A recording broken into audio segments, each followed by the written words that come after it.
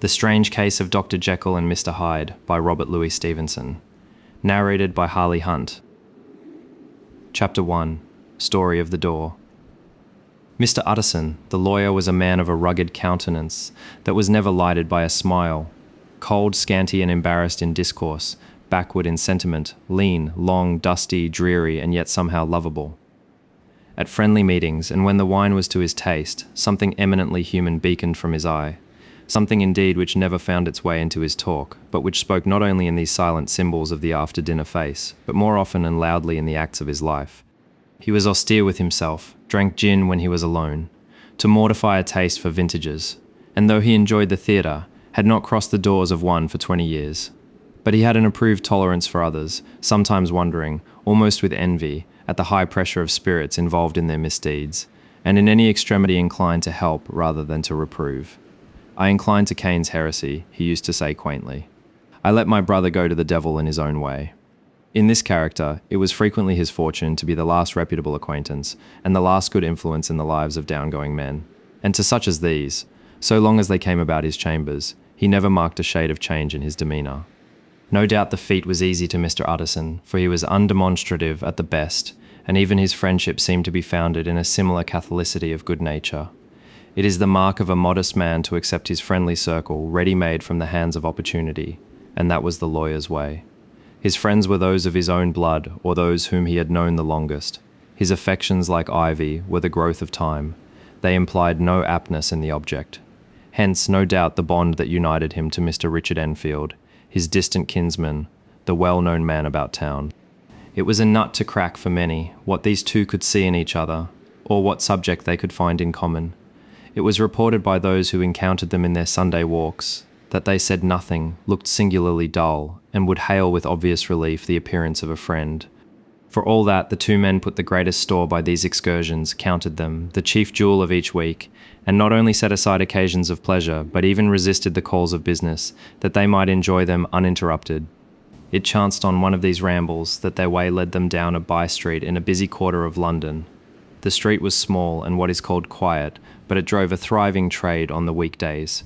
The inhabitants were all doing well, it seemed, and all emulously hoping to do better still, and laying out the surplus of their gains in coquetry, so that the shop fronts stood along that thoroughfare with an air of invitation, like rows of smiling saleswomen.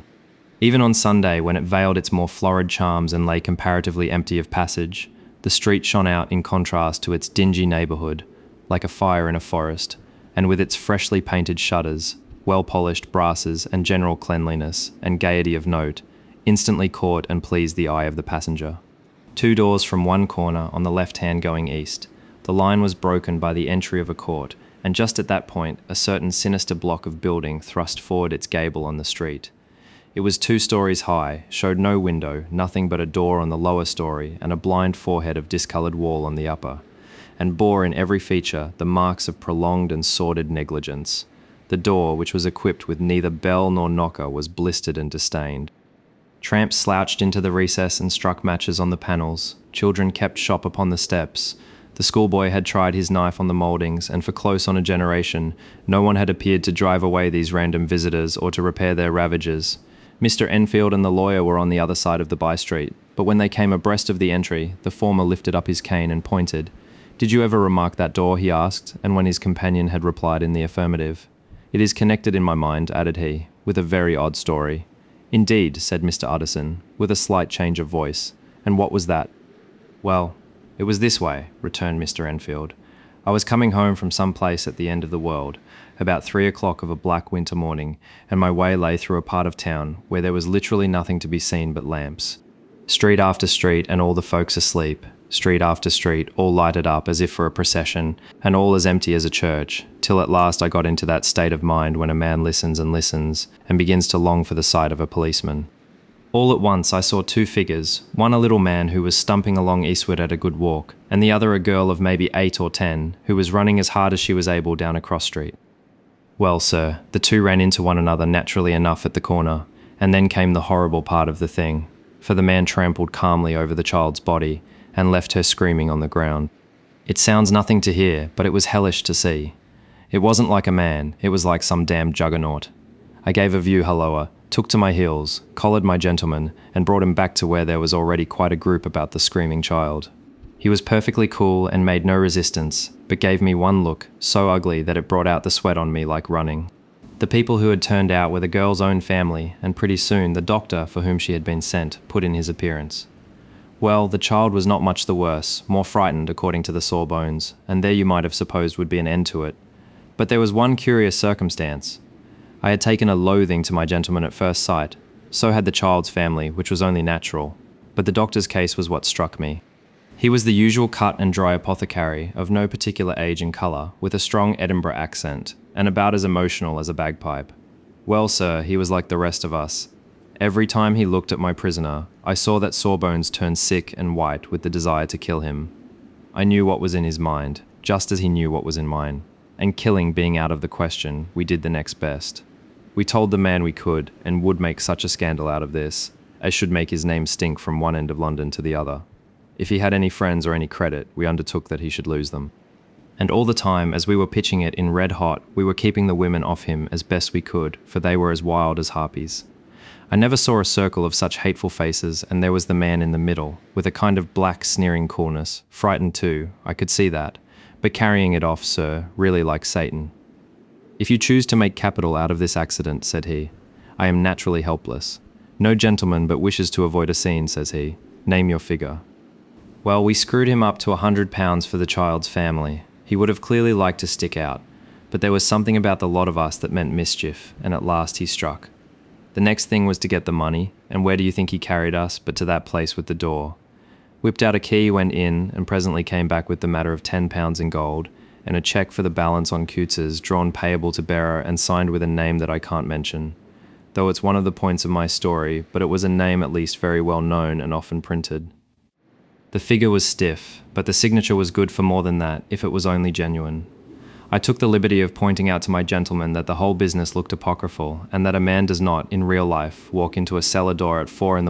and come out of it with another man's cheque for close upon £100. But he was quite easy and sneering. Set your mind at rest, says he. I will stay with you till the banks open and cash the cheque myself. So we all set off, the doctor and the child's father and our friend and myself, and passed the rest of the night in my chambers. And next day, when we had breakfasted, went in a body to the bank. I gave in the cheque myself and said I had every reason to believe it was a forgery. Not a bit of it. The cheque was genuine. Tut tut, said Mr. Utterson. I see you feel as I do, said Mr. Enfield. Yes, it's a bad story. For my man was a fellow that nobody could have to do with, a really damnable man, and the person that drew the cheque is the very pink of the proprieties, celebrated too, and what makes it worse, one of your fellows who do what they call good. Blackmail, I suppose, an honest man paying through the nose for some of the capers of his youth. Blackmail House is what I call that place with the door, in consequence, though even that, you know, is far from explaining all, he added, and with the words fell into a vein of musing. From this he was recalled by Mr. Utterson asking rather suddenly, "And you don't know if the drawer of the cheque lives there?" "A likely place, isn't it?" returned Mr. Enfield. "But I happen to have noticed his address. He lives in some square or other." "And you never asked about the place with the door," said Mr. Utterson. "No, sir, I had a delicacy," was the reply. "I feel very strongly about putting questions. It partakes too much of the style of the Day of Judgment. You start a question, and it's like starting a stone. You sit quietly on the top of a hill, and away the stone goes, starting others, and presently some bland old bird, the last you would have thought of, is knocked on the head in his own back garden and the family have to change their name. No, sir, I make it a rule of mine. The more it looks like Queer Street, the less I ask." "A very good rule too," said the lawyer. "But I have studied the place for myself," continued Mevin on Sunday. "Enfield. It seems scarcely a house. There is no other door, and nobody goes in or out of that one but, once in a great while, the gentleman of my adventure. There are 3 windows looking on the court on the first floor, none below. The windows are always shut, but they're clean. And then there is a chimney which is generally smoking, so somebody must live there. And yet it's not so sure, for the buildings are so packed together about that court, that it's hard to say where one ends and another begins." The pair walked on again for a while in silence, and then, "Enfield," said Mr. Utterson, "that's a good rule of yours." "Yes, I think it is," returned Enfield. "But for all that," continued the lawyer, "there's one point I want to ask. I want to ask the name of that man who walked over the child." "Well," said Mr. Enfield, "I can't see what harm it would do. It was a man of the name of Hyde. Said Mr. Utterson. What sort of a man is he to see? He is not easy to describe.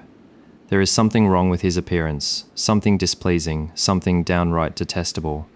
I never saw a man I so disliked, and yet I scarce know why. You are sure he used a key? He inquired at last. My dear sir, began Enfield, surprised out of himself. Yes, I know, said Utterson. I know it must seem strange. The fact is, if I do not ask you the name of the other party, it is because I know it already. You see, Richard, your tale has gone home. If you have been inexact in any point, you had better correct it. I think you might have warned me, returned the other, with a touch of sullenness. But I have been pedantically exact, as you call it. The fellow had a key, and what's more, he has it still. I saw him use it, not a week ago. Mr. Utterson sighed deeply, but said never a word, and the young man presently resumed. Here is another lesson to say nothing, said he. I am ashamed of my long tongue. Let us make a bargain never to refer to this again. With all my heart, said the lawyer. I shake hands on that, Richard. Chapter 2. Search for Mr. Hyde. That evening, Mr. Utterson came home to his bachelor house in sombre spirits and sat down to dinner without relish. It was his custom of a Sunday, when this meal was over, to sit close by the fire, a volume of some dry divinity on his reading desk, until the clock of the neighbouring church rang out the hour of 12, when he would go soberly and gratefully to bed. On this night, however, as soon as the cloth was taken away, he took up a candle and went into his business room. There he opened his safe, took from the most private part of it a document endorsed on the envelope as Dr. Jekyll's will, and sat down with a clouded brow to study its contents. The will was holograph, for Mr. Utterson, though he took charge of it now that it was made, had refused to lend the least assistance in the making of it. It provided not only that, in case of the decease of Henry Jekyll, MD, DCL, LLD, FRS, etc., all his possessions were to pass into the hands of his friend and benefactor, Edward Hyde, but that in case of Dr. Jekyll's disappearance or unexplained absence for any period exceeding 3 calendar months, the said Edward Hyde should step into the said Henry Jekyll's shoes without further delay, and free from any burthen or obligation, beyond the payment of a few small sums to the members of the doctor's household. This document had long been the lawyer's eyesore. It offended him both as a lawyer and as a lover of the sane and customary sides of life, to whom the fanciful was the immodest. And hitherto it was his ignorance of Mr. Hyde that had swelled his indignation. Now, by a sudden turn, it was his knowledge. It was already bad enough when the name was, but a name of which he could learn no more. It was worse when it began to be clothed upon with detestable attributes, and out of the shifting, insubstantial mists that had so long baffled his eye, there leaped up the sudden, definite presentment of a fiend. I thought it was madness, he said, as he replaced the obnoxious paper in the safe, and now I begin to fear it is disgrace. With that he blew out his candle, put on a great coat, and set forth in the direction of Cavendish Square, that citadel of medicine, where his friend the great Dr. Lanyon had his house and received his crowding patients. If anyone knows, it will be Lanyon, he had thought. The solemn butler knew and welcomed him. He was subjected to no stage of delay, but ushered direct from the door to the dining room where Dr. Lanyon sat alone over his wine. This was a hearty, healthy, dapper, red-faced gentleman with a shock of hair prematurely white, and a boisterous and decided manner. At sight of Mr. Utterson, he sprang up from his chair and welcomed him with both hands. The geniality, as was the way of the man, was somewhat theatrical to the eye, but it reposed on genuine feeling. For these two were old friends, old mates, both at school and college, both thorough respecters of themselves and of each other, and what does not always follow, men who thoroughly enjoyed each other's company. After a little rambling talk, the lawyer led up to the subject which so disagreeably preoccupied his mind. I suppose, Lanyon, said he, you and I must be the two oldest friends that Henry Jekyll has. I wish the friends were younger, chuckled Dr. Lanyon. But I suppose we are, and what of that? I see little of him now. Indeed, said Utterson.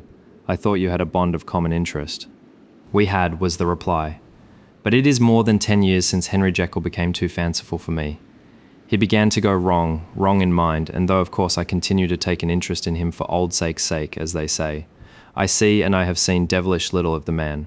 Such unscientific balderdash, added the doctor, flushing suddenly purple, would have estranged Damon and Pythias. This little spirit of temper was somewhat of a relief to Mr. Utterson.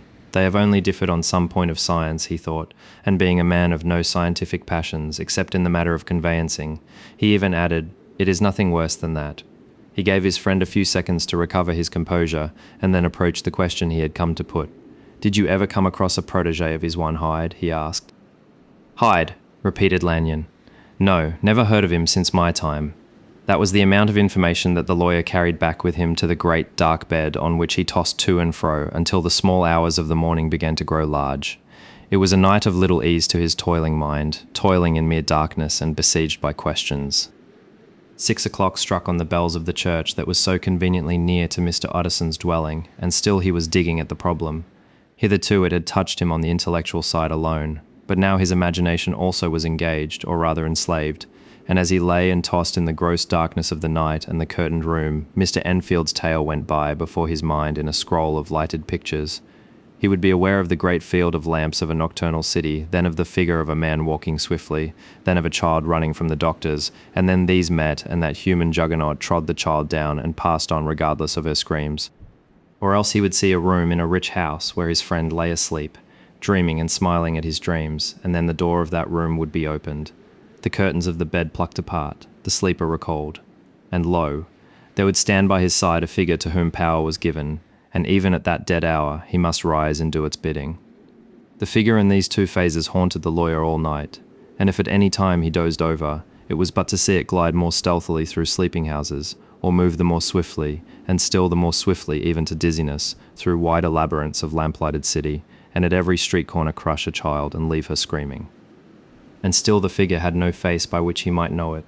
Even in his dreams it had no face, or one that baffled him and melted before his eyes, and thus it was that there sprang up, and grew apace in the lawyer's mind a singularly strong, almost an inordinate, curiosity to behold the features of the real Mr. Hyde. If he could but once set eyes on him, he thought the mystery would lighten and perhaps roll altogether away, as was the habit of mysterious things when well examined. He might see a reason for his friend's strange preference or bondage, call it which you please, and even for the startling clause of the will. At least it would be a face worth seeing, the face of a man who was without bowels of mercy, a face which had but to show itself to raise up, in the mind of the unimpressionable Enfield, a spirit of enduring hatred. From that time forward, Mr. Utterson began to haunt the door in the by-street of shops, in the morning before office hours, at noon when business was plenty, and time scarce, at night under the face of the fogged city moon. By all lights and at all hours of solitude or concourse, the lawyer was to be found on his chosen post. If he be Mr. Hyde, he had thought, I shall be Mr. Seek. And at last his patience was rewarded. It was a fine dry night, frost in the air, the streets as clean as a ballroom floor, the lamps, unshaken by any wind, drawing a regular pattern of light and shadow. By 10 o'clock, when the shops were closed, the by-street was very solitary, and in spite of the low growl of London from all round, very silent. Small sounds carried far. Domestic sounds out of the houses were clearly audible on either side of the roadway, and the rumour of the approach of any passenger preceded him by a long time. Mr. Utterson had been some minutes at his post, when he was aware of an odd light footstep drawing near. In the course of his nightly patrols, he had long grown accustomed to the quaint effect with which the footfalls of a single person, while he is still a great way off, suddenly spring out distinct from the vast hum and clatter of the city. Yet his attention had never before been so sharply and decisively arrested, and it was with a strong, superstitious prevision of success that he withdrew into the entry of the court. The steps drew swiftly nearer, and swelled out suddenly louder as they turned the end of the street. The lawyer, looking forth from the entry, could soon see what manner of man he had to deal with. He was small and very plainly dressed, and the look of him even at that distance went somehow strongly against the watcher's inclination. But he made straight for the door, crossing the roadway to save time, and as he came, he drew a key from his pocket like one approaching home. Mr. Utterson stepped out and touched him on the shoulder as he passed. "Mr. Hyde, I think?" Mr. Hyde shrank back with a hissing intake of the breath, but his fear was only momentary, and though he did not look the lawyer in the face, he answered coolly enough, "That is my name. What do you want?"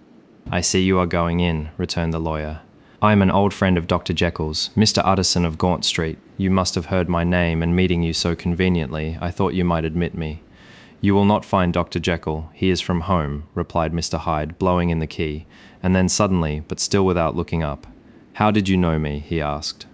"On your side," said Mr. Utterson. "Will you do me a favour?" "With pleasure," replied the other. "What shall it be?" "Will you let me see your face?" asked the lawyer. Mr. Hyde appeared to hesitate, and then, as if upon some sudden reflection, fronted about with an air of defiance, and the pair stared at each other pretty fixedly for a few seconds. "Now I shall know you again," said Mr. Utterson. "It may be useful." "Yes," returned Mr. Hyde. "It is as well we have met, and apropos, you should have my address." And he gave a number of a street in Soho. Good God, thought Mr. Utterson. Can he too have been thinking of the will? But he kept his feelings to himself, and only grunted in acknowledgement of the address. "And now," said the other, "how did you know me?" "By description," was the reply. "Whose description?" "We have common friends," said Mr. Utterson. "Common friends," echoed Mr. Hyde a little hoarsely. "Who are they?" "Jekyll, for instance," said the lawyer. "He never told you," cried Mr. Hyde with a flush of anger. "I did not think you would have lied." "Come," said Mr. Utterson, "that is not fitting language." The other snarled aloud into a savage laugh, and the next moment, with extraordinary quickness, he had unlocked the door and disappeared into the house. The lawyer stood a while when Mr. Hyde had left him, the picture of disquietude. Then he began slowly to mount the street, pausing every step or two, and putting his hand to his brow like a man in mental perplexity. The problem he was thus debating as he walked was one of a class that is rarely solved. Mr. Hyde was pale and dwarfish. He gave an impression of deformity without any nameable malformation. He had a displeasing smile. He had borne himself to the lawyer with a sort of murderous mixture of timidity and boldness, and he spoke with a husky, whispering and somewhat broken voice. All these were points against him, but not all of these together could explain the hitherto unknown disgust, loathing and fear with which Mr. Utterson regarded him. "There must be something else," said the perplexed gentleman. "There is something more, if I could find a name for it. God bless me, the man seems hardly human. Something troglodytic, shall we say, or can it be the old story of Dr. Fell, or is it the mere radiance of a foul soul that thus transpires through and transfigures its clay continent? The last, I think, for, oh my poor old Harry Jekyll, if ever I read Satan's signature upon a face, it is on that of your new friend." Round the corner from the by-street there was a square of ancient handsome houses, now for the most part decayed from their high estate, and let in flats and chambers to all sorts and conditions of men, map engravers, architects, shady lawyers, and the agents of obscure enterprises. One house, however, second from the corner, was still occupied entire, and at the door of this, which wore a great air of wealth and comfort, though it was now plunged in darkness except for the fanlight, Mr. Utterson stopped and knocked. A well-dressed elderly servant opened the door. "Is Dr. Jekyll at home, Poole?" asked the lawyer. "I will see, Mr. Utterson," said Poole, admitting the visitor as he spoke, into a large, low-roofed, comfortable hall, paved with flags, warmed, after the fashion of a country house, by a bright open fire and furnished with costly cabinets of oak. "Will you wait here by the fire, sir, or shall I give you a light in the dining room?" "Here, thank you," said the lawyer, and he drew near and leaned on the tall fender.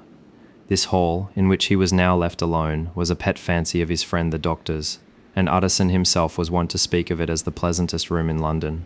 But tonight there was a shudder in his blood. The face of Hyde sat heavy on his memory, he felt, what was rare with him, a nausea and distaste of life, and in the gloom of his spirits he seemed to read a menace in the flickering of the firelight on the polished cabinets, and the uneasy starting of the shadow on the roof. He was ashamed of his relief, when Poole presently returned to announce that Dr. Jekyll was gone out. "I saw Mr. Hyde go in by the old dissecting-room door, Poole," he said. "Is that right, when Dr. Jekyll is from home?" "Quite right, Mr. Utterson, sir," replied the servant. "Mr. Hyde has a key. Your master seems to repose a great deal of trust in that young man, Poole," resumed the other musingly. "Yes, sir, he do indeed," said Poole. "We have all orders to obey him." "I do not think I ever met Mr. Hyde," asked Utterson. "Oh dear no, sir. He never dines here," replied the butler. "Indeed, we see very little of him on this side of the house. He mostly comes and goes by the laboratory. Well, good night, Poole." "Good night, Mr. Utterson." And the lawyer set out homeward with a very heavy heart. Poor Harry Jekyll, he thought. My mind misgives me, he is in deep waters. He was wild when he was young, a long while ago to be sure, but in the law of God there is no statute of limitations. Aye, it must be that, the ghost of some old sin, the cancer of some concealed disgrace, punishment coming, pere de clodo, years after memory has forgotten and self-love condoned the fault. And the lawyer, scared by the thought, brooded a while on his own past, groping in all the corners of memory, lest by chance some jack-in-the-box of an old iniquity should leap to light there. His past was fairly blameless.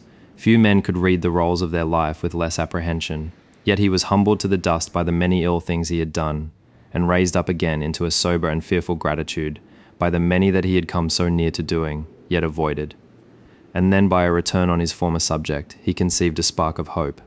This Master Hyde, if he were studied, thought he, must have secrets of his own, black secrets, by the look of him, secrets compared to which poor Jekyll's worst would be like sunshine. Things cannot continue as they are. It turns me cold to think of this creature stealing like a thief to Harry's bedside. Poor Harry, what awakening, and the danger of it, for if this Hyde suspects the existence of the will, he may grow impatient to inherit. I must put my shoulder to the wheel if Jekyll will but let me, he added. If Jekyll will only let me, for once more he saw before his mind's eye, as clear as a transparency, the strange clauses of the will. Chapter 3. Dr. Jekyll was quite at ease. A fortnight later, by excellent good fortune, the doctor gave one of his pleasant dinners to some 5 or 6 old cronies, all intelligent, reputable men, and all judges of good wine, and Mr. Utterson so contrived that he remained behind after the others had departed. This was no new arrangement, but a thing that had befallen many scores of times. Where Utterson was liked, he was liked well. Hosts loved to detain the dry lawyer. When the light-hearted and the loose-tongued had already their foot on the threshold, they liked to sit a while in his unobtrusive company, practising for solitude, sobering their minds in the man's rich silence, after the expense and strain of gaiety. To this rule, Dr. Jekyll was no exception, and as he now sat on the opposite side of the fire, a large, well-made, smooth-faced man of 50, with something of a slyish cast perhaps, but every mark of capacity and kindness, you could see by his looks that he cherished for Mr. Utterson a sincere and warm affection. "I have been wanting to speak to you, Jekyll," began the latter. "You know that will of yours." A close observer might have gathered that the topic was distasteful, but the doctor carried it off gaily. "My poor Utterson," said he, "you are unfortunate in such a client. I never saw a man so distressed as you were by my will, unless it were that hide-bound pedant, Lanyon, at what he called my scientific heresies. Oh, I know he's a good fellow, you needn't frown, an excellent fellow, and I always mean to see more of him, but a hide-bound pedant, for all that, an ignorant, blatant pedant. I was never more disappointed in any man than Lanyon." "You know I never approved of it," pursued Utterson, ruthlessly disregarding the fresh topic. "My will?" "Yes, certainly, I know that," said the doctor, a trifle sharply. "You have told me so." "Well, I tell you so again," continued the lawyer. "I have been learning something of young Hyde." The large, handsome face of Dr. Jekyll grew pale to the very lips, and there came a blackness about his eyes. "I do not care to hear more," said he. "This is a matter I thought we had agreed to drop." "What I heard was abominable," said Utterson. "It can make no change. You do not understand my position," returned the doctor, with a certain incoherency of manner. "I am painfully situated, Utterson. My position is a very strange one. It is one of those affairs that cannot be mended by talking." "Jekyll," said Utterson, "you know me, I am a man to be trusted. Make a clean breast of this in confidence, and I make no doubt I can get you out of it."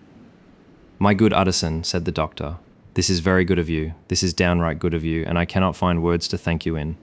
I believe you fully. I would trust you before any man alive. Aye, before myself, if I could make the choice. But indeed, it isn't what you fancy. It is not so bad as that. And just to put your good heart at rest, I will tell you one thing. The moment I choose, I can be rid of Mr. Hyde.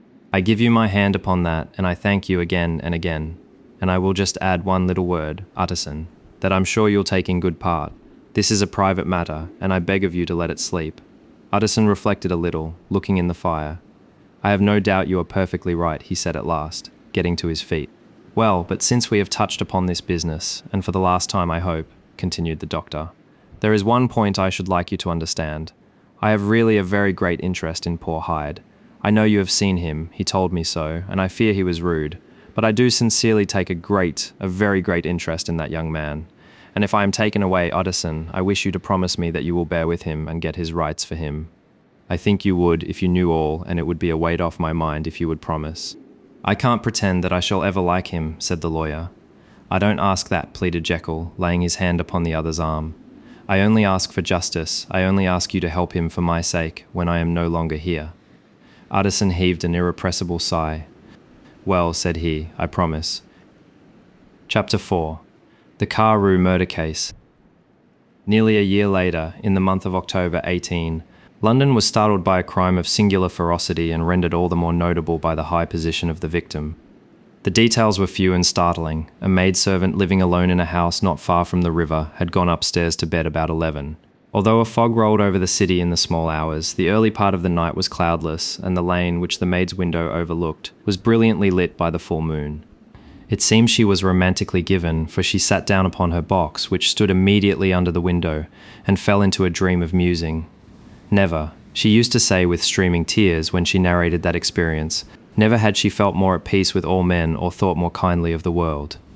And as she so sat, she became aware of an aged and beautiful gentleman with white hair, drawing near along the lane and advancing to meet him. Another and very small gentleman, to whom at first she paid less attention. When they had come within speech, which was just under the maid's eyes, the older man bowed and accosted the other with a very pretty manner of politeness. It did not seem as if the subject of his address were of great importance, indeed, from his pointing. It sometimes appeared as if he were only inquiring his way, but the moon shone on his face as he spoke, and the girl was pleased to watch it. It seemed to breathe such an innocent and old-world kindness of disposition, yet with something high too, as of a well-founded self-content. Presently her eye wandered to the other, and she was surprised to recognize in him a certain Mr. Hyde, who had once visited her master, and for whom she had conceived a dislike. He had in his hand a heavy cane with which he was trifling, but he answered never a word, and seemed to listen with an ill-contained impatience. And then all of a sudden he broke out in a great flame of anger, stamping with his foot, brandishing the cane, and carrying on, as the maid described it, like a madman. The old gentleman took a step back, with the air of one very much surprised and a trifle hurt, and at that Mr. Hyde broke out of all bounds and clubbed him to the earth. And next moment, with ape-like fury, he was trampling his victim underfoot and hailing down a storm of blows, under which the bones were audibly shattered and the body jumped upon the roadway. At the horror of these sights and sounds, the maid fainted. It was 2:00 when she came to herself and called for the police. The murderer was gone long ago, but there lay his victim in the middle of the lane, incredibly mangled. The stick with which the deed had been done, although it was of some rare and very tough and heavy wood, had broken in the middle under the stress of this insensate cruelty, and one splintered half had rolled in the neighbouring gutter, the other, without doubt, had been carried away by the murderer. A purse and a gold watch were found upon the victim, but no cards or papers, except a sealed and stamped envelope, which he had been probably carrying to the post, and which bore the name and address of Mr. Utterson. This was brought to the lawyer the next morning, before he was out of bed, and he had no sooner seen it and been told the circumstances, than he shot out a solemn lip. "I shall say nothing till I have seen the body," said he. "This may be very serious. Have the kindness to wait while I dress." And with the same grave countenance he hurried through his breakfast and drove to the police station, whither the body had been carried. As soon as he came into the cell, he nodded. "Yes," said he, "I recognise him. I am sorry to say that this is Sir Danvers Carew." "Good God, sir," exclaimed the officer, "is it possible?" And the next moment his eye lighted up with professional ambition. "This will make a deal of noise," he said, "and perhaps you can help us to the man." And he briefly narrated what the maid had seen, and showed the broken stick. Mr. Utterson had already quailed at the name of Hyde, but when the stick was laid before him, he could doubt no longer. Broken and battered as it was, he recognised it for one that he had himself presented many years before to Henry Jekyll. "Is this Mr. Hyde a person of small stature?" he inquired. "Particularly small and particularly wicked-looking is what the maid calls him," said the officer. Mr. Utterson reflected, and then raising his head, "If you will come with me in my cab," he said, "I think I can take you to his house." It was by this time about 9 in the morning, and the first fog of the season. A great chocolate-coloured pall lowered over heaven, but the wind was continually charging and routing these embattled vapours, so that as the cab crawled from street to street, Mr. Utterson beheld a marvellous number of degrees and hues of twilight. For here it would be dark like the back end of evening, and there would be a glow of a rich, lurid brown, like the light of some strange conflagration. And here, for a moment, the fog would be quite broken up, and a haggard shaft of daylight would glance in between the swirling wreaths. The dismal quarter of Soho seen under these changing glimpses, with its muddy ways and slatternly passengers and its lamps, which had never been extinguished, or had been kindled afresh to combat this mournful re-invasion of darkness, seemed, in the lawyer's eyes, like a district of some city in a nightmare. The thoughts of his mind, besides, were of the gloomiest dye, and when he glanced at the companion of his drive, he was conscious of some touch of that terror of the law and the law's officers, which may at times assail the most honest. As the cab drew up before the address indicated, the fog lifted a little and showed him a dingy street, a gin palace, a low French eating house, a shop for the retail of penny numbers and two-penny salads, many ragged children huddled in the doorways, and many women of different nationalities passing out, key in hand, to have a morning glass, and the next moment the fog settled down again upon that part, as brown as umber, and cut him off from his blackguardly surroundings. This was the home of Henry Jekyll's favourite, of a man who was heir to £250,000 sterling. An ivory-faced and silvery-haired old woman opened the door. She had an evil face, smoothed by hypocrisy, but her manners were excellent. Yes, she said, this was Mr. Hyde's, but he was not at home. He had been in that night very late, but had gone away again in less than an hour. There was nothing strange in that. His habits were very irregular, and he was often absent. For instance, it was nearly 2 months since she had seen him till yesterday. Very well then, we wish to see his rooms, said the lawyer, and when the woman began to declare it was impossible, I had better tell you who this person is, he added. This is Inspector Newcomen of Scotland Yard. A flash of odious joy appeared upon the woman's face. Ah, said she, he is in trouble. What has he done? Mr. Utterson and the inspector exchanged glances. He don't seem a very popular character, observed the latter. And now, my good woman, just let me and this gentleman have a look about us. In the whole extent of the house, which but for the old woman remained otherwise empty, Mr. Hyde had only used a couple of rooms, but these were furnished with luxury and good taste. A closet was filled with wine, the plate was of silver, the napery elegant. A good picture hung upon the walls, a gift, as Utterson supposed, from Henry Jekyll, who was much of a connoisseur, and the carpets were of many plies and agreeable in colour. At this moment, however, the rooms bore every mark of having been recently and hurriedly ransacked. Clothes lay about the floor with their pockets inside out. Lock-fast drawers stood open, and on the hearth there lay a pile of grey ashes, as though many papers had been burned.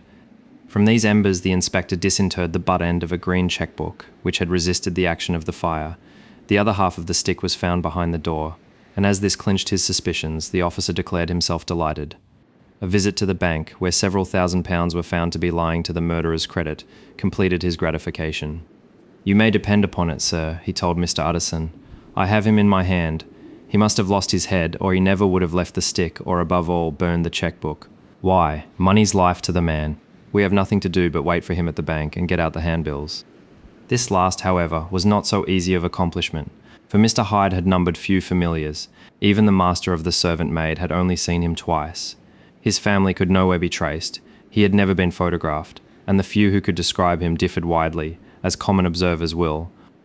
Only on one point were they agreed, and that was the haunting sense of unexpressed deformity with which the fugitive impressed his beholders. Chapter 5. Incident of the Letter. It was late in the afternoon when Mr. Utterson found his way to Dr. Jekyll's door, where he was at once admitted by Poole and carried down by the kitchen officers and across a yard which had once been a garden, to the building which was indifferently known as the laboratory or the dissecting rooms. The doctor had bought the house from the heirs of a celebrated surgeon, and his own tastes being rather chemical than anatomical, had changed the destination of the block at the bottom of the garden. It was the first time that the lawyer had been received in that part of his friend's quarters, and he eyed the dingy, windowless structure with curiosity, and gazed round with a distasteful sense of strangeness as he crossed the theatre, once crowded with eager students, and now lying gaunt and silent, the tables laden with chemical apparatus, the floor strewn with crates and littered with packing straw, and the light falling dimly through the foggy cupola. At the further end, a flight of stairs mounted to a door covered with red baize, and through this Mr. Utterson was at last received into the doctor's cabinet. It was a large room, fitted round with glass presses, furnished, among other things, with a cheval glass and a business table, and looking out upon the court by 3 dusty windows barred with iron. A fire burned in the grate.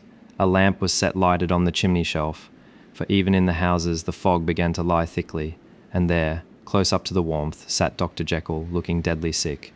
He did not rise to meet his visitor, but held out a cold hand and bade him welcome in a changed voice. "And now," said Mr. Utterson, as soon as Poole had left them, "you have heard the news?" The doctor shuddered. "They were crying it in the square," he said. "I heard them in my dining room." "One word," said the lawyer. "Carew was my client, but so are you, and I want to know what I am doing. You have not been mad enough to hide this fellow?" "Utterson, I swear to God," cried the doctor. "I swear to God I will never set eyes on him again. I bind my honour to you that I am done with him in this world. It is all at an end, and indeed he does not want my help. You do not know him as I do. He is safe. He is quite safe. Mark my words, he will never more be heard of." The lawyer listened gloomily. He did not like his friend's feverish manner.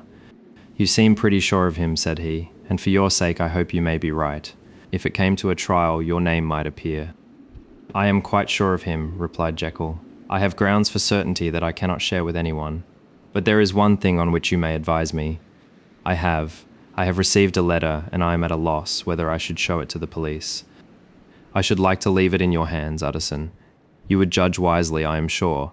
I have so great a trust in you." "You fear, I suppose, that it might lead to his detection?" asked the lawyer. "No," said the other. "I cannot say that I care what becomes of Hyde. I am quite done with him. I was thinking of my own character, which this hateful business has rather exposed." Utterson ruminated a while. He was surprised at his friend's selfishness, and yet relieved by it. "Well," said he at last, "let me see the letter."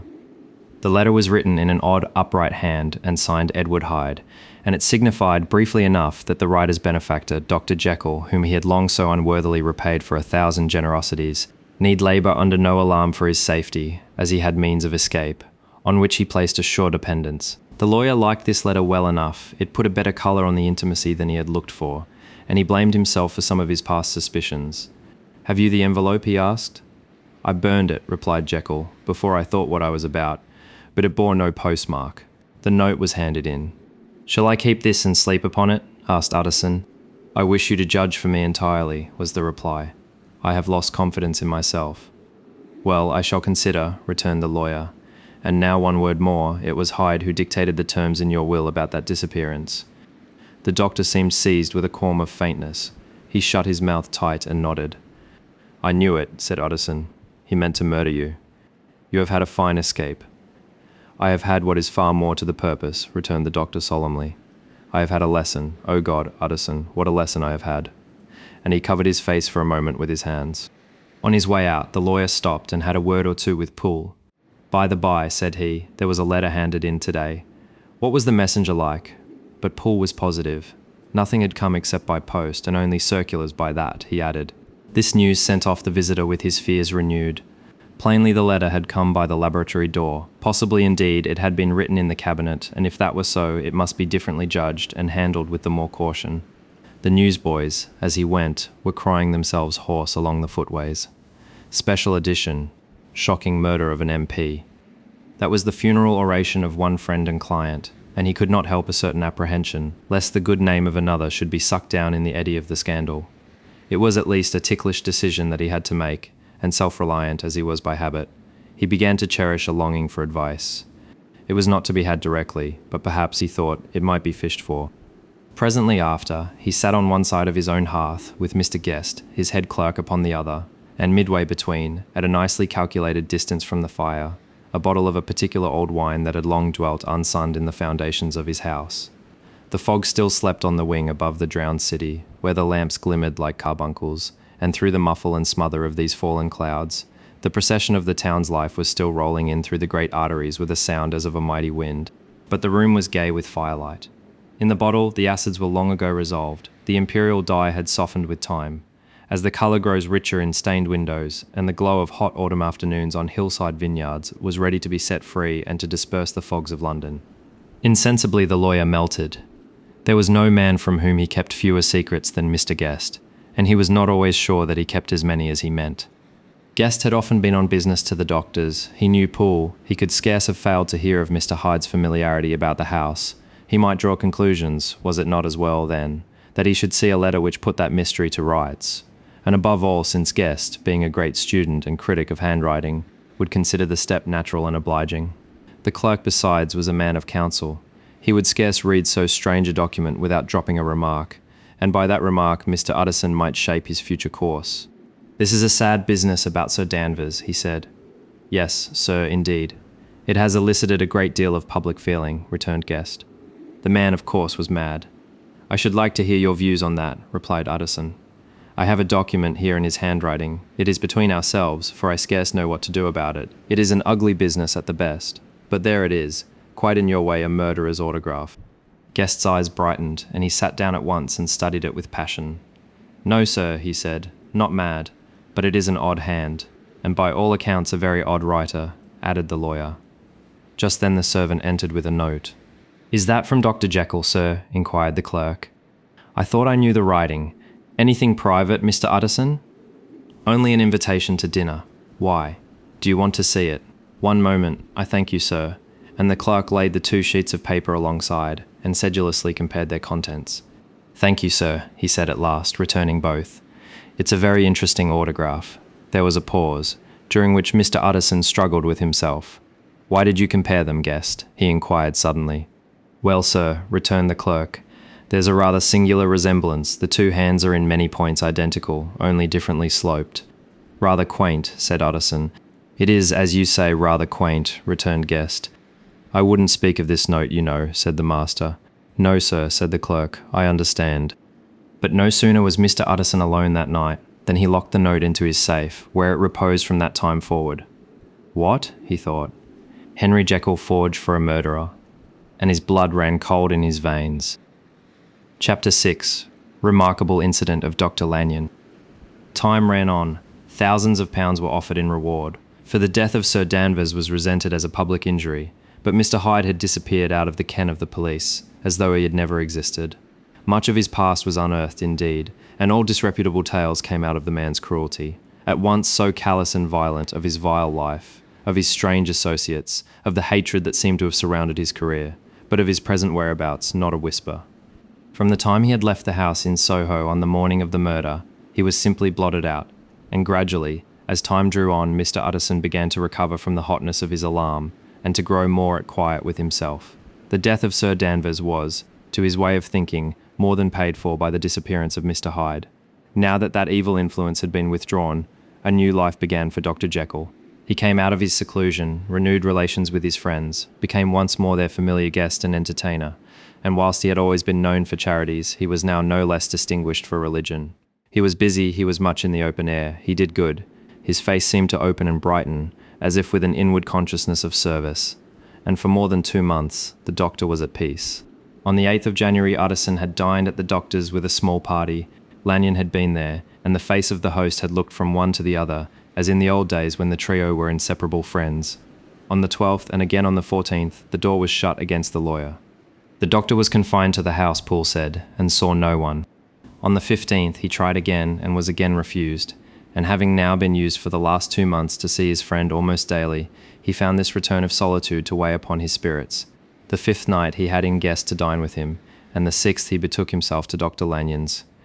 There at least he was not denied admittance, but when he came in, he was shocked at the change which had taken place in the doctor's appearance. He had his death warrant written legibly upon his face. The rosy man had grown pale, his flesh had fallen away. He was visibly bolder and older, and yet it was not so much. These tokens of a swift physical decay that arrested the lawyer's notice, as a look in the eye and quality of manner that seemed to testify to some deep-seated terror of the mind. It was unlikely that the doctor should fear death, and yet that was what Utterson was tempted to suspect. Yes, he thought, he is a doctor, he must know his own state and that his days are counted, and the knowledge is more than he can bear. And yet when Utterson remarked on his ill looks, it was with an air of greatness that Lanyon declared himself a doomed man. I have had a shock, he said, and I shall never recover. It is a question of weeks. Well, life has been pleasant, I liked it. Yes, sir, I used to like it. I sometimes think if we knew all, we should be more glad to get away. Jekyll is ill too, observed Utterson. Have you seen him? But Lanyon's face changed, and he held up a trembling hand. I wish to see or hear no more of Dr. Jekyll, he said in a loud, unsteady voice. I am quite done with that person, and I beg that you will spare me any allusion to one whom I regard as dead. Tut tut, said Mr. Utterson, and then after a considerable pause, Can't I do anything? He inquired. We are 3 very old friends, Lanyon. We shall not live to make others. Nothing can be done, returned Lanyon. Ask himself. He will not see me, said the lawyer. I am not surprised at that, was the reply. Some day, Utterson, after I am dead, you may perhaps come to learn the right and wrong of this. I cannot tell you.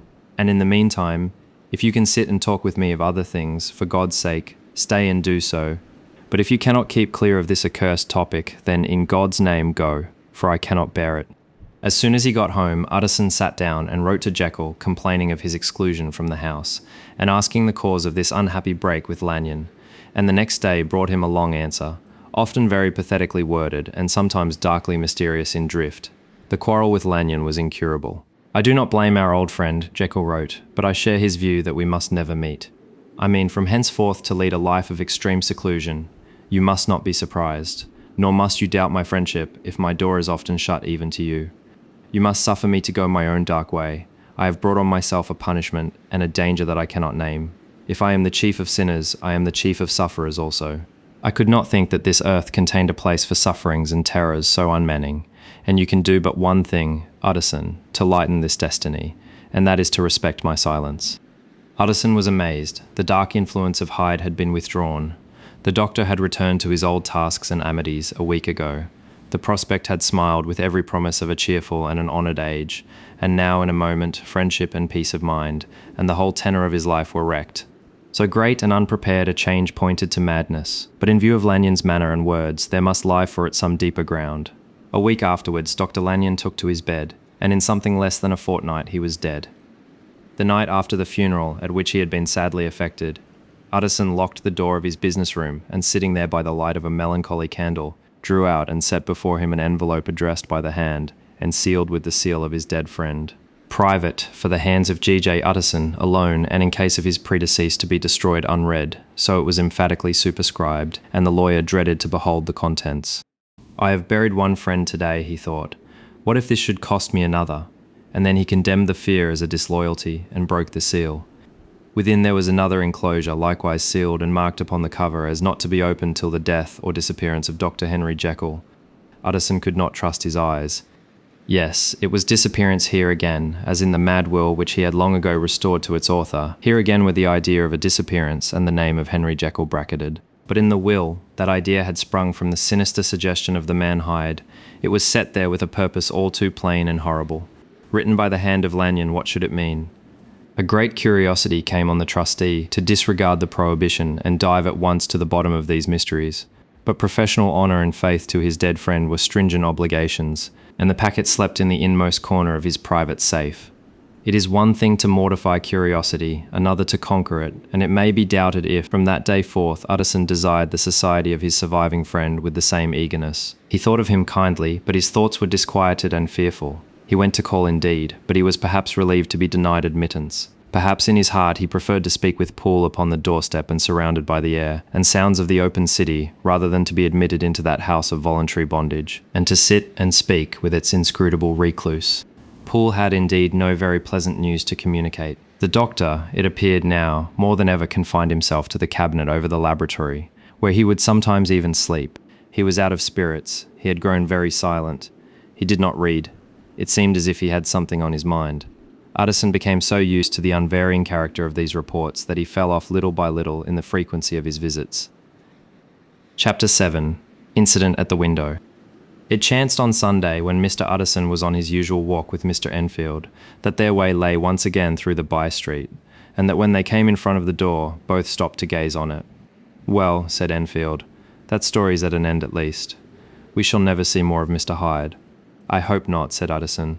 "Did I ever tell you that I once saw him, and shared your feeling of repulsion?" "It was impossible to do the one without the other," returned Enfield. "And by the way, what an ass you must have thought me, not to know that this was a back way to Dr. Jekyll's. It was partly your own fault that I found it out even when I did." "So you found it out, did you?" said Utterson.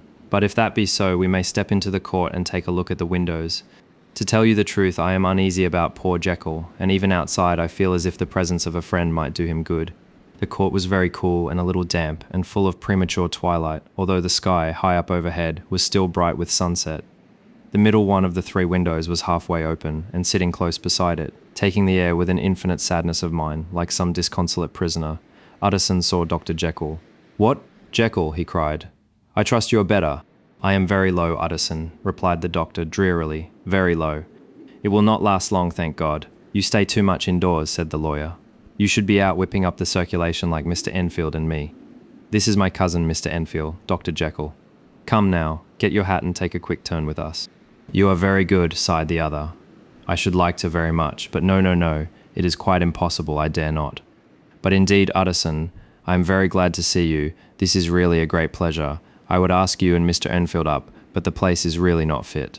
"Why then," said the lawyer, good-naturedly, "the best thing we can do is to stay down here and speak with you from where we are." "That is just what I was about to venture to propose," returned the doctor with a smile. But the words were hardly uttered before the smile was struck out of his face and succeeded by an expression of such abject terror and despair as froze the very blood of the two gentlemen below. They saw it but for a glimpse, for the window was instantly thrust down, but that glimpse had been sufficient, and they turned and left the court without a word. In silence, too, they traversed the by-street, and it was not until they had come into a neighbouring thoroughfare, where even upon a Sunday there were still some stirrings of life, that Mr. Utterson at last turned and looked at his companion. They were both pale, and there was an answering horror in their eyes. God forgive us, said Mr. Utterson, but Mr. Enfield only nodded his head very seriously, and walked on once more in silence. Chapter 8. The Last Night. Mr. Utterson was sitting by his fireside one evening after dinner, when he was surprised to receive a visit from Poole. "Bless me, Poole, what brings you here?" he cried, and then taking a second look at him. "What ails you?" he added. "Is the doctor ill?" "Mr. Utterson," said the man, "there is something wrong." "Take a seat, and here is a glass of wine for you," said the lawyer. "Now take your time and tell me plainly what you want." "You know the doctor's ways, sir," replied Poole, "and how he shuts himself up." "Well, he's shut up again in the cabinet, and I don't like it, sir. I wish I may die if I like it. Mr. Utterson, sir, I'm afraid." "Now, my good man," said the lawyer, "be explicit. What are you afraid of?" "I've been afraid for about a week," returned Poole, doggedly disregarding the question, "and I can bear it no more."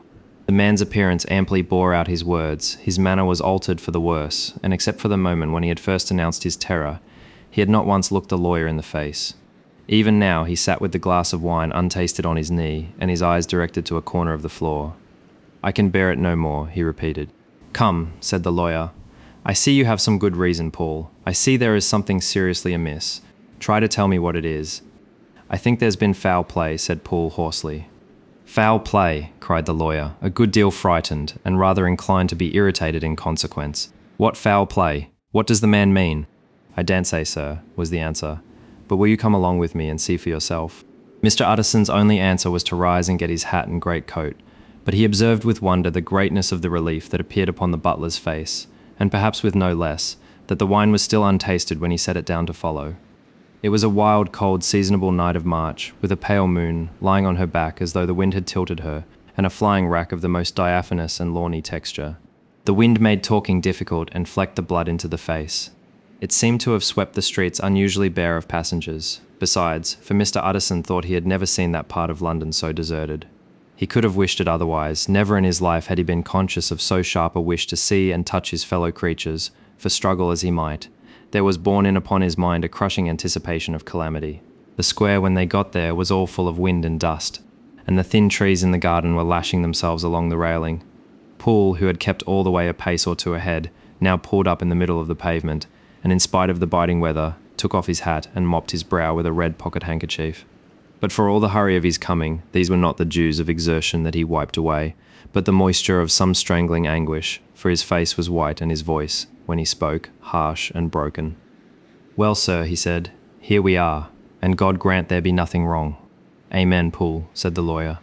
Thereupon the servant knocked in a very guarded manner.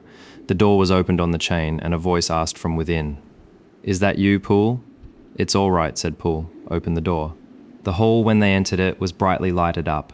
The fire was built high, and about the hearth the whole of the servants, men and women, stood huddled together like a flock of sheep. At the sight of Mr. Utterson, the housemaid broke into hysterical whimpering, and the cook, crying out, "Bless God, it's Mr. Utterson," ran forward as if to take him in her arms. What, are you all here?" said the lawyer peevishly. "Very irregular, very unseemly. Your master would be far from pleased." "They were all afraid," said Poole. Blank silence followed, no one protesting, only the maid lifted up her voice and now wept loudly. "Hold your tongue," Poole said to her, with a ferocity of accent that testified to his own jangled nerves, and indeed when the girl had so suddenly raised the note of her lamentation, they had all started and turned toward the inner door, with faces of dreadful expectation. "And now," continued the butler, addressing the knife boy, "reach me a candle, and we'll get this through hands at once." And then he begged Mr. Utterson to follow him, and led the way to the back garden. "Now, sir," said he, "you come as gently as you can. I want you to hear, and I don't want you to be heard. And see here, sir, if by any chance he was to ask you in, don't go." Mr. Utterson's nerves at this unlooked-for termination gave a jerk that nearly threw him from his balance, but he recollected his courage and followed the butler into the laboratory building and through the surgical theatre, with its lumber of crates and bottles, to the foot of the stair. Here Poole motioned him to stand on one side and listen, while he himself, setting down the candle and making a great and obvious call on his resolution, mounted the steps and knocked with a somewhat uncertain hand on the red baize of the cabinet door. "Mr. Utterson, sir, asking to see you," he called, and even as he did so, once more violently signed to the lawyer to give ear. A voice answered from within. "Tell him I cannot see anyone," it said complainingly. "Thank you, sir," said Poole, with a note of something like triumph in his voice, and taking up his candle, he led Mr. Utterson back across the yard and into the great kitchen, where the fire was out and the beetles were leaping on the floor. "Sir," he said, looking Mr. Utterson in the eyes, "was that my master's voice?" "It seems much changed," replied the lawyer, very pale, but giving look for look. "Changed? Well, yes, I think so," said the butler. "Have I been 20 years in this man's house, to be deceived about his voice? No, sir, master's made away with, he was made. Away with 8 days ago, when we heard him cry out upon the name of God. And who's in there instead of him, and why it stays there, is a thing that cries to heaven, Mr. Utterson." "This is a very strange tale, Poole. This is rather a wild tale, my man," said Mr. Utterson, biting his finger. "Suppose it were as you suppose, supposing Dr. Jekyll to have been well murdered, what could induce the murderer to stay? That won't hold water. It doesn't commend itself to reason." "Well, Mr. Utterson, you are a hard man to satisfy, but I'll do it yet," said Poole. "All this last week, you must know, him or it, or whatever it is that lives in that cabinet, has been crying night and day for some sort of medicine and cannot get it to his mind. It was sometimes his way, the master's, that is to write his orders on a sheet of paper and throw it on the stair. We've had nothing else this week back, nothing but papers, and a closed door, and the very meals left there to be smuggled in when nobody was looking.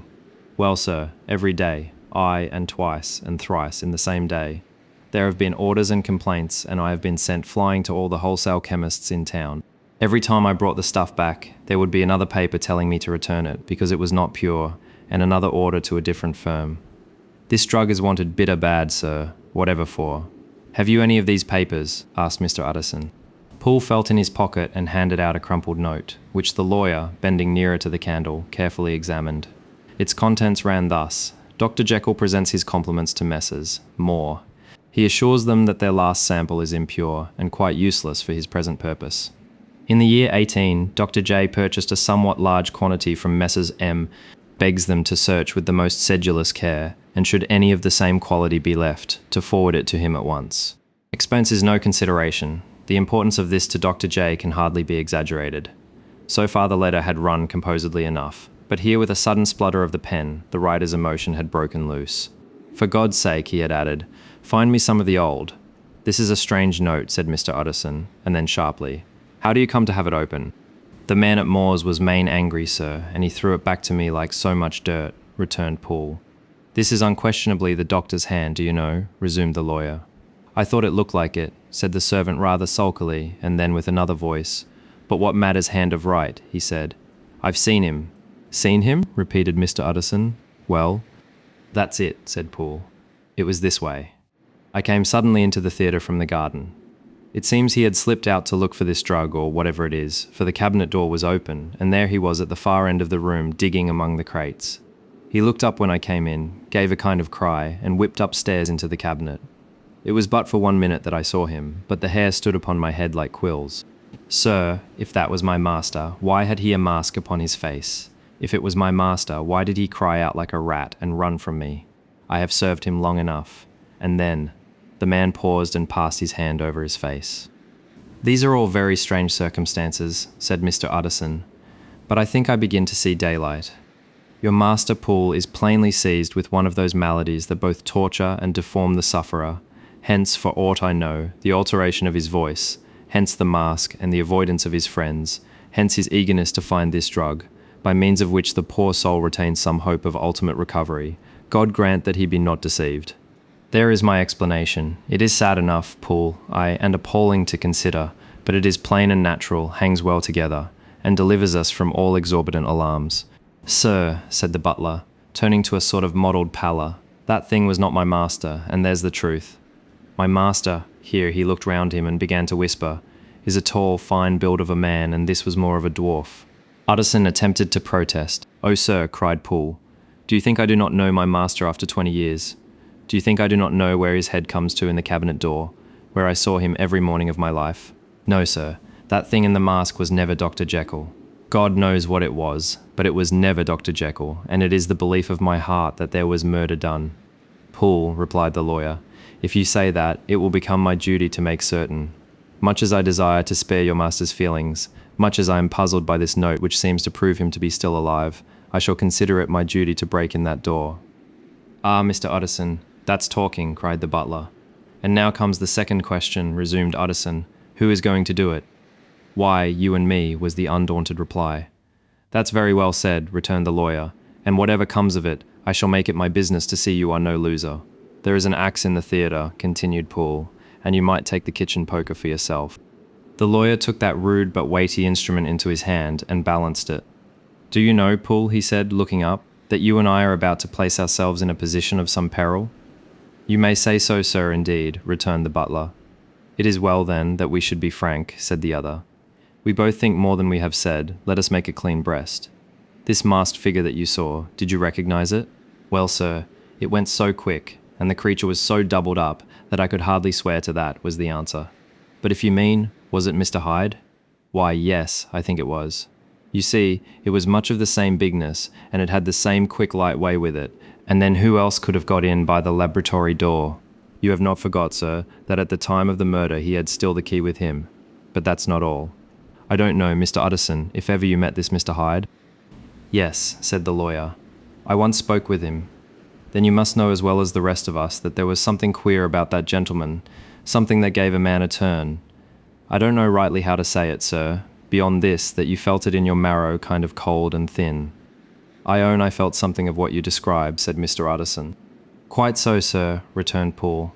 Well, when that masked thing like a monkey jumped from among the chemicals and whipped into the cabinet, it went down my spine like ice. Oh, I know it's not evidence, Mr. Utterson. I'm book-learned enough for that. But a man has his feelings, and I give you my Bible word, it was Mr. Hyde. Aye, said the lawyer. My fears incline to the same point. Evil, I fear, founded evil was sure to come, of that connection. Aye, truly, I believe you. I believe poor Harry is killed, and I believe his murderer, for what purpose God alone can tell, is still lurking in his victim's room. Well, let our name be Vengeance. Call Bradshaw. The footman came at the summons, very white and nervous. Pull yourself together, Bradshaw, said the lawyer. This suspense, I know, is telling upon all of you, but it is now our intention to make an end of it. Poole here and I are going to force our way into the cabinet. If all is well, my shoulders are broad enough to bear the blame. Meanwhile, lest anything should really be amiss, or any malefactor seek to escape by the back, you and the boy must go round the corner with a pair of good sticks and take your post at the laboratory door. We give you 10 minutes to get to your stations. As Bradshaw left, the lawyer looked at his watch. And now, Poole, let us get to ours, he said, and taking the poker under his arm, led the way into the yard. The scud had banked over the moon, and it was now quite dark. The wind, which only broke in puffs and draughts into that deep well of building, tossed the light of the candle to and fro about their steps, until they came into the shelter of the theatre, where they sat down silently to wait. London hummed solemnly all around, but nearer at hand, the stillness was only broken by the sounds of a footfall moving to and fro along the cabinet floor. So it will walk all day, sir, whispered Poole. Aye, and the better part of the night. Only when a new sample comes from the chemist, there's a bit of a break. Ah, it's an ill conscience that's such an enemy to rest. Ah, sir, there's blood foully shed in every step of it. But hark again a little closer, put your heart in your ears, Mr. Utterson, and tell me, is that the doctor's foot? The steps fell lightly and oddly, with a certain swing, for all they went so slowly it was different indeed from the heavy creaking tread of Henry Jekyll. Utterson sighed. Is there never anything else? He asked. Poole nodded. Once, he said. Once I heard it weeping. Weeping? How that? Said the lawyer, conscious of a sudden chill of horror. Weeping like a woman or a lost soul, said the butler. I came away with that upon my heart, that I could have wept too. But now the 10 minutes drew to an end. Poole disinterred the axe from under a stack of packing straw. The candle was set upon the nearest table, to light them to the attack, and they drew near with bated breath, to where that patient foot was still going up and down, in the quiet of the night. Jekyll, cried Utterson with a loud voice. I demand to see you. He paused a moment, but there came no reply. I give you fair warning, our suspicions are aroused, and I must and shall see you, he resumed, if not by fair means, then by foul. If not of your consent, then by brute force. Utterson, said the voice, for God's sake, have mercy. Ah, that's not Jekyll's voice. It's Hyde's, cried Utterson. Down with the door, Poole. Paul swung the axe over his shoulder. The blow shook the building, and the red baize door leaped against the lock and hinges. A dismal screech, as of mere animal terror, rang from the cabinet. Up went the axe again, and again the panels crashed and the frame bounded. 4 times the blow fell, but the wood was tough and the fittings were of excellent workmanship, and it was not until the 5th that the lock burst in sunder and the wreck of the door fell inwards on the carpet. The besiegers, appalled by their own riot and the stillness that had succeeded, stood back a little and peered in.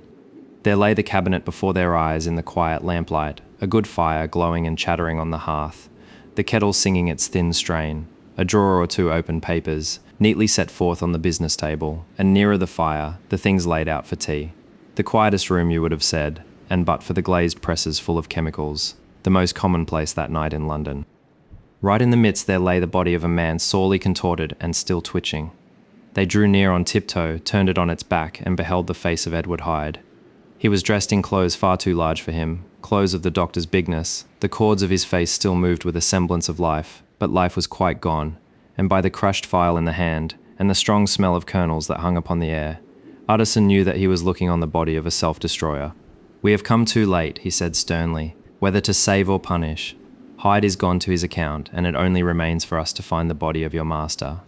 The far greater proportion of the building was occupied by the theatre, which filled almost the whole ground story and was lighted from above, and by the cabinet, which formed an upper story at one end and looked upon the court. A corridor joined the theatre to the door on the by-street, and with this the cabinet communicated separately by a second flight of stairs. There were besides a few dark closets and a spacious cellar. All these they now thoroughly examined. Each closet needed but a glance, for all were empty, and all, by the dust that fell from their doors, had stood long unopened. The cellar, indeed, was filled with crazy lumber, mostly dating from the times of the surgeon who was Jekyll's predecessor, but even as they opened the door, they were advertised of the uselessness of further search by the fall of a perfect mat of cobweb which had for years sealed up the entrance. Nowhere was there any trace of Henry Jekyll, dead or alive. Poole stamped on the flags of the corridor. "He must be buried here," he said, hearkening to the sound. "Or he may have fled," said Utterson, and he turned to examine the door in the by-street. It was locked, and lying nearby on the flags they found the key, already stained with rust. "This does not look like use," observed the lawyer. "Use," echoed Poole. "Do you not see, sir, it is broken, much as if a man had stamped on it." "Aye," continued Utterson, "and the fractures too are rusty." The 2 men looked at each other with a scare. "This is beyond me, Poole," said the lawyer. "Let us go back to the cabinet." They mounted the stair in silence, and still with an occasional awe-struck glance at the dead body, proceeded more thoroughly to examine the contents of the cabinet. At one table there were traces of chemical work, various measured heaps of some white salt being laid on glass saucers, as though for an experiment in which the unhappy man had been prevented. "That is the same drug that I was always bringing him," said Paul, and even as he spoke, the kettle with a startling noise boiled over. This brought them to the fireside, where the easy chair was drawn cosily up, and the tea things stood ready to the sitter's elbow, the very sugar in the cup. There were several books on a shelf. One lay beside the tea things open, and Utterson was amazed to find it a copy of a pious work, for which Jekyll had several times expressed a great esteem, annotated in his own hand, with startling blasphemies. Next, in the course of their review of the chamber, the searchers came to the cheval glass, into whose depths they looked with an involuntary horror. But it was so turned as to show them nothing but the rosy glow playing on the roof, the fire sparkling in 100 repetitions along the glazed front of the presses, and their own pale and fearful countenances stooping to look in. "This glass have seen some strange things, sir," whispered Poole, "and surely none stranger than itself," echoed the lawyer in the same tones. For what did Jekyll, he caught himself up at the word with a start, and then conquering the weakness. "What could Jekyll want with it?" he said. "You may say that," said Poole. Next they turned to the business table. On the desk among the neat array of papers, a large envelope was uppermost, and bore, in the doctor's hand, the name of Mr. Utterson. The lawyer unsealed it, and several enclosures fell to the floor. The first was a will, drawn in the same eccentric terms as the one which he had returned 6 months before, to serve as a testament in case of death and as a deed of gift in case of disappearance. But, in place of the name of Edward Hyde, the lawyer, with indescribable amazement, read the name of Gabriel John Utterson. He looked at Paul, and then back at the paper, and last of all at the dead malefactor stretched upon the carpet. "My head goes round," he said. "He has been all these days in possession. He had no cause to like me. He must have raged to see himself displaced, and he has not destroyed this document." He caught up the next paper. It was a brief note in the doctor's hand and dated at the top. "Oh, Poole," the lawyer cried. "He was alive and here this day. He cannot have been disposed of in so short a space. He must be still alive. He must have fled. And then, why fled? And how? And in that case, can we venture to declare this suicide? Oh, we must be careful. I foresee that we may yet involve your master in some dire catastrophe." "Why don't you read it, sir?" asked Poole. "Because I fear," replied the lawyer solemnly. "God grant I have no cause for it." And with that he brought the paper to his eyes and read as follows. "My dear Utterson, when this shall fall into your hands, I shall have disappeared. Under what circumstances I have not the penetration to foresee, but my instinct and all the circumstances of my nameless situation tell me that the end is sure, and must be early. Go then, and first read the narrative which Lanyon warned me he was to place in your hands, and if you care to hear more, turn to the confession of your unworthy and unhappy friend, Henry Jekyll." "There was a third enclosure?" asked Utterson. "Here, sir," said Poole, and gave into his hands a considerable packet sealed in several places. The lawyer put it in his pocket. "I would say nothing of this paper. If your master has fled, or is dead, we may at least save his credit. It is now 10. I must go home and read these documents in quiet, but I shall be back before midnight, when we shall send for the police." They went out, locking the door of the theatre behind them, and Utterson, once more leaving the servants gathered about the fire in the hall, trudged back to his office to read the two narratives in which this mystery was now to be explained. Chapter 9. Dr. Lanyon's Narrative. On the 9th of January night, 4 days ago, I received by the evening delivery a registered envelope addressed in the hand of my colleague and old school companion Henry Jekyll. I was a good deal surprised by this, for we were by no means in the habit of correspondence. I had seen the man, dined with him, indeed, the night before, and I could imagine nothing in our intercourse that should justify formality of registration. The contents increased my wonder, for this is how the letter ran. 10th December 18, Dear Lanyon, you are one of my oldest friends, and although we may have differed at times on scientific questions, I cannot remember, at least on my side, any break in our affection. There was never a day when, if you had said to me, "Jekyll, my life, my honour, my reason depend upon you," I would not have sacrificed my left hand to help you. Lanyon, my life, my honour, my reason are all at your mercy. If you fail me tonight, I am lost. You might suppose after this preface that I am going to ask you for something dishonourable to grant. Judge for yourself. I want you to postpone all other engagements for tonight, even if you were summoned to the bedside of an emperor, to take a cab, unless your carriage should be actually at the door, and with this letter in your hand for consultation, to drive straight to my house. Poole, my butler, has his orders. You will find him waiting your arrival with a locksmith. The door of my cabinet is then to be forced, and you are to go in alone, to open the glazed press, letter E, on the left hand, breaking the lock if it be shut, and to draw out, with all its contents, as they stand, the fourth drawer from the top, or, which is the same thing, the third from the bottom. In my extreme distress of wind, I have a morbid fear of misdirecting you, but even if I am in error, you may know the right drawer by its contents, some powders, a file, and a paper book. This drawer I beg of you to carry back with you to Cavendish Square, exactly as it stands. That is the first part of the service, now for the second. You should be back, if you set out at once on the receipt of this, long before midnight. But I will leave you that amount of margin, not only in the fear of one of those obstacles that can neither be prevented nor foreseen, but because an hour when your servants are in bed is to be preferred, for what will then remain to do. At midnight, then, I have to ask you to be alone in your consulting room, to admit with your own hand into the house a man who will present himself in my name, and to place in his hands the drawer that you will have brought with you from my cabinet. Then you will have played your part and earned my gratitude completely. 5 minutes afterwards, if you insist upon an explanation, you will have understood that these arrangements are of capital importance, and that by the neglect of one of them, fantastic as they must appear, you might have charged your conscience with my death or the shipwreck of my reason. Confident as I am that you will not trifle with this appeal, my heart sinks and my hand trembles at the bare thought of such a possibility. Think of me at this hour, in a strange place, labouring under a blackness of distress that no fancy can exaggerate, and yet well aware that if you will but punctually serve me, my troubles will roll away like a story that is told. Serve me, my dear Lanyon, and save your friend, H.J.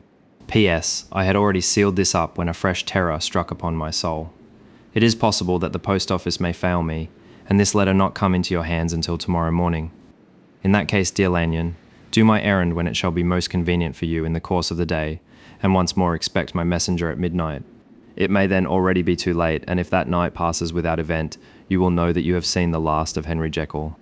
Upon the reading of this letter, I made sure my colleague was insane, but till that was proved beyond the possibility of doubt, I felt bound to do as he requested. The less I understood of this farrago, the less I was in a position to judge of its importance, and an appeal so worded could not be set aside without a grave responsibility. I rose accordingly from table, got into a hansom, and drove straight to Jekyll's house. The butler was awaiting my arrival. He had received by the same post as mine a registered letter of instruction, and had sent at once for a locksmith and a carpenter. The tradesmen came while we were yet speaking, and we moved in a body to old Dr. Denman's surgical theatre, from which, as you are doubtless aware, Jekyll's private cabinet is most conveniently entered. The door was very strong, the lock excellent. The carpenter avowed he would have great trouble and have to do much damage, if force were to be used, and the locksmith was near despair. But this last was a handy fellow, and after 2 hours' work, the door stood open. The press marked E was unlocked, and I took out the drawer, had it filled up with straw and tied in a sheet, and returned with it to Cavendish Square. Here I proceeded to examine its contents. The powders were neatly enough made up, but not with the nicety of the dispensing chemist, so that it was plain they were of Jekyll's private manufacture. And when I opened one of the wrappers, I found what seemed to me a simple crystalline salt of a white colour. The phial to which I next turned my attention might have been about half full of a blood-red liquor, which was highly pungent to the sense of smell, and seemed to me to contain phosphorus and some volatile ether. At the other ingredients I could make no guess. The book was an ordinary version book and contained little but a series of dates. These covered a period of many years, but I observed that the entries ceased nearly a year ago and quite abruptly. Here and there a brief remark was appended to a date, usually no more than a single word, double occurring perhaps 6 times, in a total of several hundred entries, and once very early in the list and followed by several marks of exclamation, total failure. All this, though it whetted my curiosity, told me little that was definite. Here were a phial of some tincture, a paper of some salt, and the record of a series of experiments that had led, like too many of Jekyll's investigations, to no end of practical usefulness. How could the presence of these articles in my house affect either the honour, the sanity, or the life of my flighty colleague? If his messenger could go to one place, why could he not go to another? And even granting some impediment, why was this gentleman to be received by me in secret? The more I reflected, the more convinced I grew that I was dealing with a case of cerebral disease, and though I dismissed my servants to bed, I loaded an old revolver that I might be found in some posture of self-defence. 12 o'clock had scarce rung out over London, ere the knocker sounded very gently on the door. I went myself at the summons, and found a small man crouching against the pillars of the portico. "Are you come from Dr. Jekyll?" I asked. He told me yes, by a constrained gesture, and when I had bidden him enter, he did not obey me without a searching backward glance into the darkness of the square. There was a policeman not far off, advancing with his bull's eye open, and at the sight I thought my visitor started and made greater haste. These particulars struck me, I confess, disagreeably, and as I followed him into the bright light of the consulting room, I kept my hand ready on my weapon. Here at last I had a chance of clearly seeing him. I had never set eyes on him before, so much was certain. He was small, as I have said. I was struck besides with the shocking expression of his face, with his remarkable combination of great muscular activity, and great apparent debility of constitution, and last but not least, with the odd subjective disturbance caused by his neighbourhood. This bore some resemblance to incipient rigour, and was accompanied by a marked sinking of the pulse. At the time I set it down to some idiosyncratic, personal distaste, and merely wondered at the acuteness of the symptoms, but I have since had reason to believe the cause to lie much deeper in the nature of man, and to turn on some nobler hinge than the principle of hatred. This person, who had thus from the first moment of his entrance struck in me what I can only describe as a disgustful curiosity, was dressed in a fashion that would have made an ordinary person laughable. His clothes, that is to say, although they were of rich and sober fabric, were enormously too large for him in every measurement, the trousers hanging on his legs and rolled up to keep them from the ground, the waist of the coat below his haunches, and the collar sprawling wide upon his shoulders. Strange to relate, this ludicrous accoutrement was far from moving me to laughter. Rather, as there was something abnormal and misbegotten in the very essence of the creature that now faced me, something seizing, surprising, and revolting, this fresh disparity seemed but to fit in with and to reinforce it, so that to my interest in the man's nature and character, there was added a curiosity as to his origin, his life, his fortune and status in the world. These observations, though they have taken so great a space to be set down in, were yet the work of a few seconds. My visitor was indeed on fire with sombre excitement. "Have you got it?" he cried. "Have you got it?" And so lively was his impatience, that he even laid his hand upon my arm, and sought to shake me. I put him back, conscious at his touch of a certain icy pang along my blood. "Come, sir," said I, "You forget that I have not yet the pleasure of your acquaintance. Be seated, if you please." And I showed him an example, and sat down myself in my customary seat, and with as fair an imitation of my ordinary manner to a patient as the lateness of the hour, the nature of my preoccupations, and the horror I had of my visitor, would suffer me to muster. "I beg your pardon, Dr. Lanyon," he replied civilly enough. "What you say is very well founded, and my impatience has shown its heels to my politeness. I come here at the instance of your colleague, Doctor Henry Jekyll, on a piece of business of some moment, and I understood." He paused and put his hand to his throat, and I could see, in spite of his collected manner, that he was wrestling against the approaches of the hysteria. I understood a draw, but here I took pity on my visitor's suspense, and some perhaps on my own growing curiosity. "There it is, sir," said I, pointing to the drawer, where it lay on the floor behind a table and still covered with the sheet. He sprang to it and then paused, and laid his hand upon his heart. I could hear his teeth grate with the convulsive action of his jaws, and his face was so ghastly to see that I grew alarmed both for his life and reason. "Compose yourself," said I. He turned a dreadful smile to me, and as if with the decision of despair, plucked away the sheet. At sight of the contents, he uttered one loud sob of such immense relief that I sat petrified. And the next moment, in a voice that was already fairly well under control, "Have you a graduated glass?" he asked. I rose from my place with something of an effort and gave him what he asked. He thanked me with a smiling nod, measured out a few minims of the red tincture, and added one of the powders. The mixture, which was at first of a reddish hue, began, in proportion as the crystals melted, to brighten in colour, to effervesce audibly, and to throw off small fumes of vapour. Suddenly, and at the same moment, the ebullition ceased, and the compound changed to a dark purple, which faded again more slowly to a watery green. My visitor, who had watched these metamorphoses with a keen eye, smiled, set down the glass upon the table, and then turned and looked upon me with an air of scrutiny. "And now," said he, "to settle what remains. Will you be wise? Will you be guided? Will you suffer me to take this glass in my hand, and to go forth from your house without further parley, or has the greed of curiosity too much command of you? Think before you answer, for it shall be done as you decide. As you decide, you shall be left as you were before, and neither richer nor wiser, unless the sense of service rendered to a man in mortal distress may be counted as a kind of riches of the soul. Or, if you shall so prefer to choose, a new province of knowledge and new avenues to fame and power shall be laid open to you here, in this room, upon the instant, and your sight shall be blasted by a prodigy to stagger the unbelief of Satan." "Sir," said I, affecting a coolness that I was far from truly possessing, "you speak enigmas, and you will perhaps not wonder that I hear you with no very strong impression of belief. But I have gone too far in the way of inexplicable services to pause before I see the end." "It is well," replied my visitor. "Lanyon, you remember your vows. What follows is under the seal of our profession. And now, you who have so long been bound to the most narrow and material views, you who have denied the virtue of transcendental medicine, you who have derided your superiors, behold." He put the glass to his lips and drank at one gulp. A cry followed. He reeled, staggered, clutched at the table, and held on, staring with injected eyes, gasping with open mouth. And as I looked there came, I thought, a change. He seemed to swell. His face became suddenly black, and the features seemed to melt and alter, and the next moment I had sprung to my feet and leaped back against the wall, my arm raised to shield me from that prodigy, my mind submerged in terror. "Oh God," I screamed, and "Oh God" again and again, for there before my eyes, pale and shaken and half fainting and groping before him with his hands, like a man restored from death, there stood Henry Jekyll. What he told me in the next hour, I cannot bring my mind to set on paper. I saw what I saw, I heard what I heard, and my soul sickened at it. And yet now, when that sight has faded from my eyes, I ask myself if I believe it, and I cannot answer. My life is shaken to its roots. Sleep has left me. The deadliest terror sits by me at all hours of the day and night. I feel that my days are numbered, and that I must die, and yet I shall die incredulous.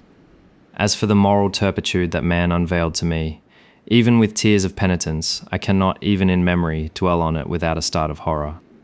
I will say but one thing, Utterson, and that, if you can bring your mind to credit it, will be more than enough.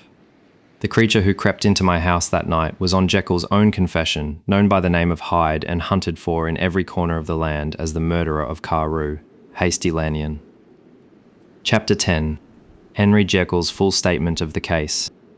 I was born in the year 18 to a large fortune, endowed besides with excellent parts, inclined by nature to industry, fond of the respect of the wise and good among my fellow men, and thus, as might have been supposed, with every guarantee of an honourable and distinguished future. And indeed the worst of my faults was a certain impatient gaiety of disposition, such as has made the happiness of many, but such as I found it hard to reconcile with my imperious desire to carry my head high, and wear a more than commonly grave countenance before the public.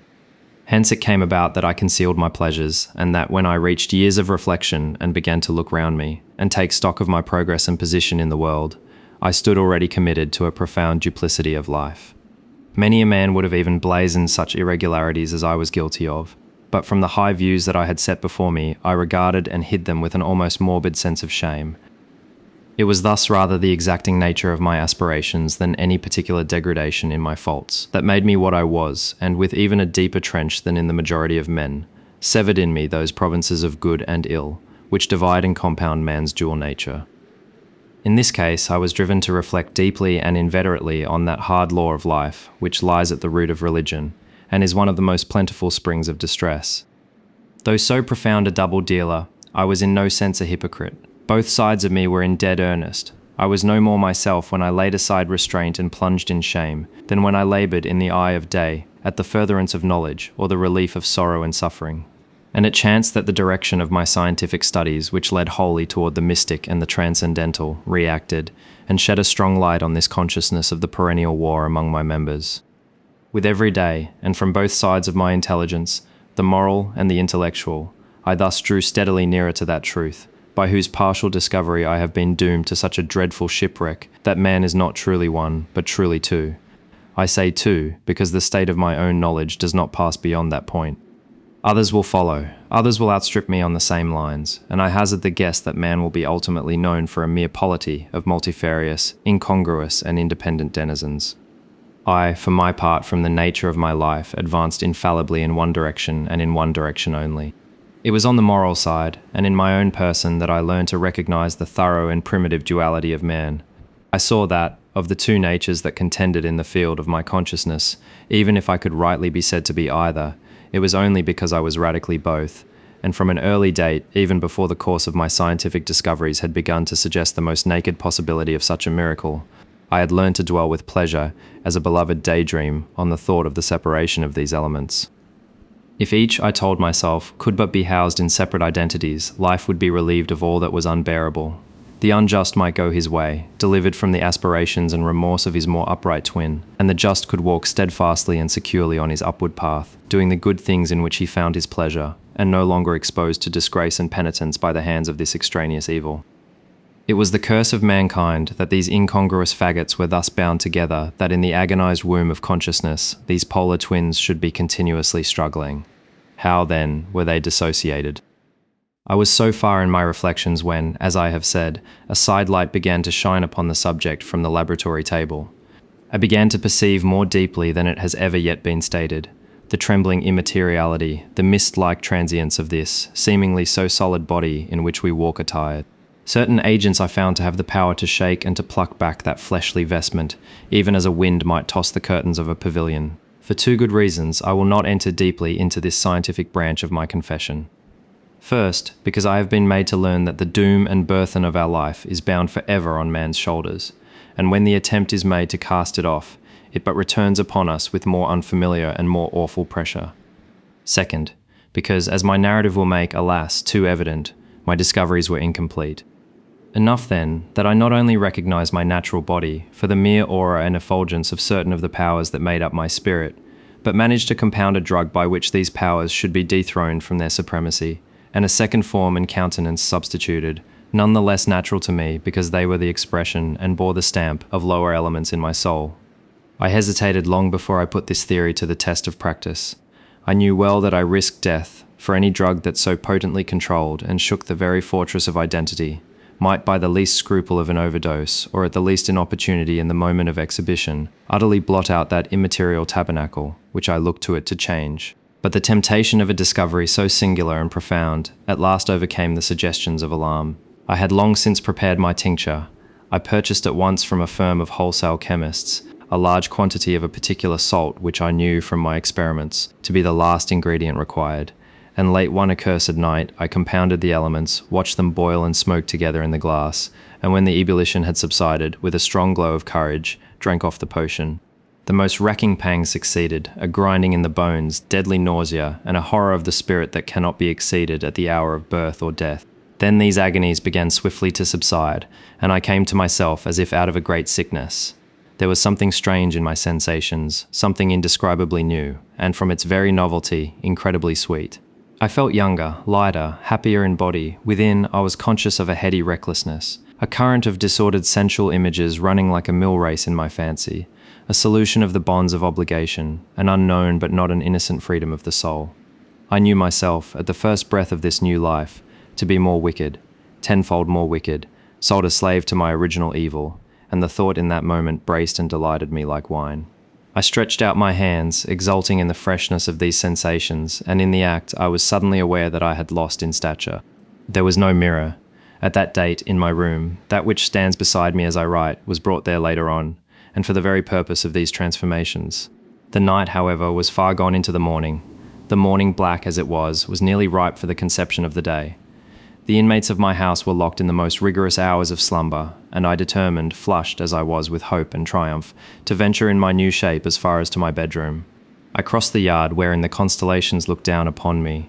I could have thought with wonder the first creature of that sort that their unsleeping vigilance had yet disclosed to them. I stole through the corridors, a stranger in my own house, and coming to my room I saw for the first time the appearance of Edward Hyde. I must here speak by theory alone, saying not that which I know, but that which I suppose to be most probable. The evil side of my nature, to which I had now transferred the stamping efficacy, was less robust and less developed than the good which I had just deposed.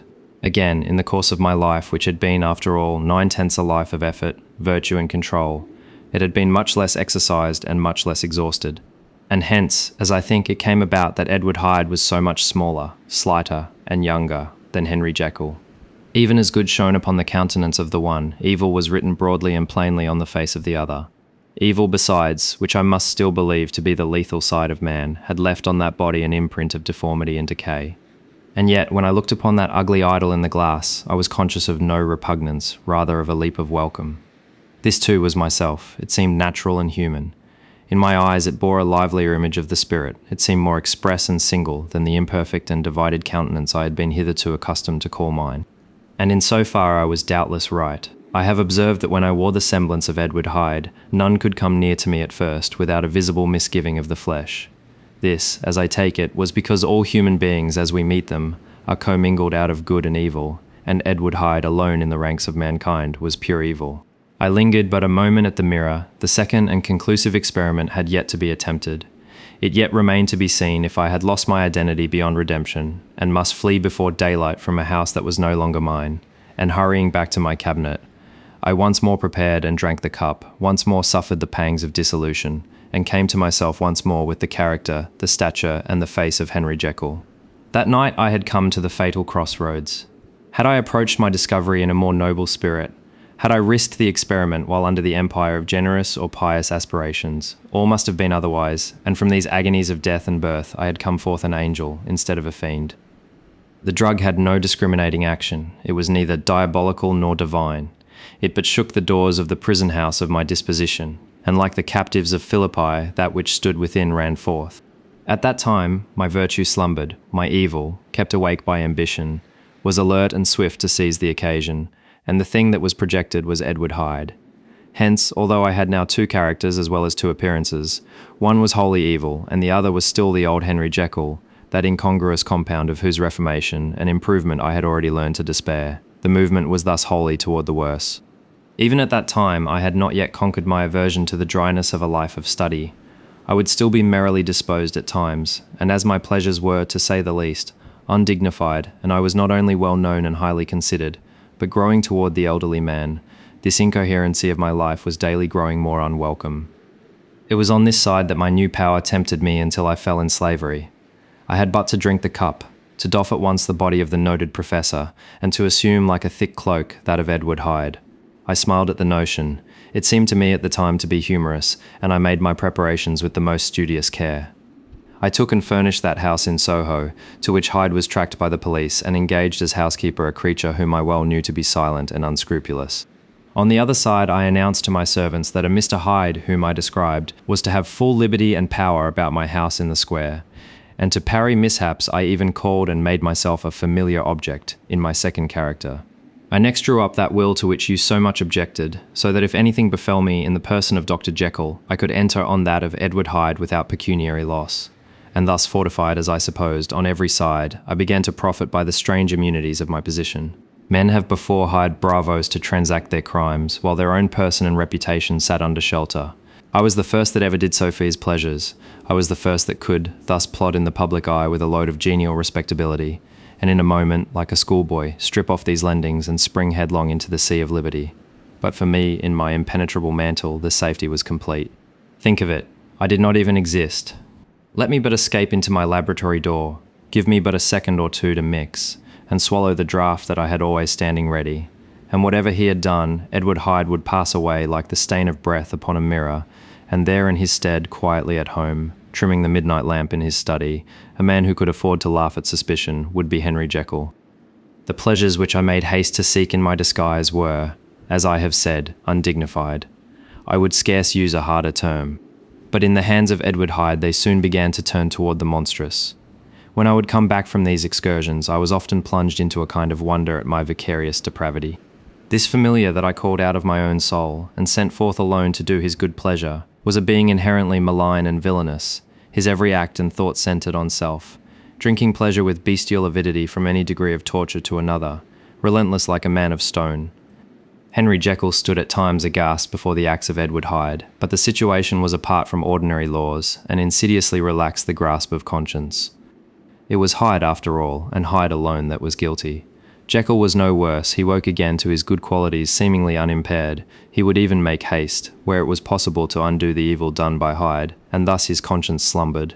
Into the details of the infamy at which I thus connived, for even now I can scarce grant that I committed it. I have no design of entering, I mean but to point out the warnings and the successive steps with which my chastisement approached.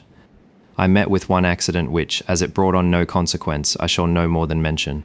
An act of cruelty to a child aroused against me, the anger of a passer-by whom I recognised the other day in the person of your kinsman. The doctor and the child's family joined him. There were moments when I feared for my life, and at last, in order to pacify their too just resentment, Edward Hyde had to bring them to the door and pay them in a cheque drawn in the name of Henry Jekyll. But this danger was easily eliminated from the future, by opening an account at another bank in the name of Edward Hyde himself, and when, by sloping my own hand backward, I had supplied my double with a signature, I thought I sat beyond the reach of fate. Some 2 months before the murder of Sir Danvers, I had been out for one of my adventures, had returned at a late hour, and woke the next day in bed, with somewhat odd sensations. It was in vain I looked about me. In vain I saw the decent furniture, and tall proportions of my room in the square, in vain that I recognised the pattern of the bed curtains, and the design of the mahogany frame. Something still kept insisting that I was not where I was, that I had not wakened where I seemed to be, but in the little room in Soho, where I was accustomed to sleep in the body of Edward Hyde.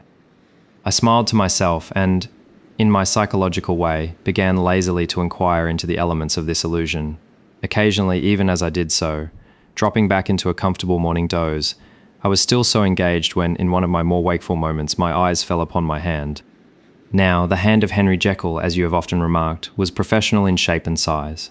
It was large, firm, white and comely, but the hand which I now saw clearly enough in the yellow light of a mid-London morning, lying half shut on the bedclothes, was lean, corded, knuckly, of a dusky pallor, and thickly shaded with a swart growth of hair. It was the hand of Edward Hyde.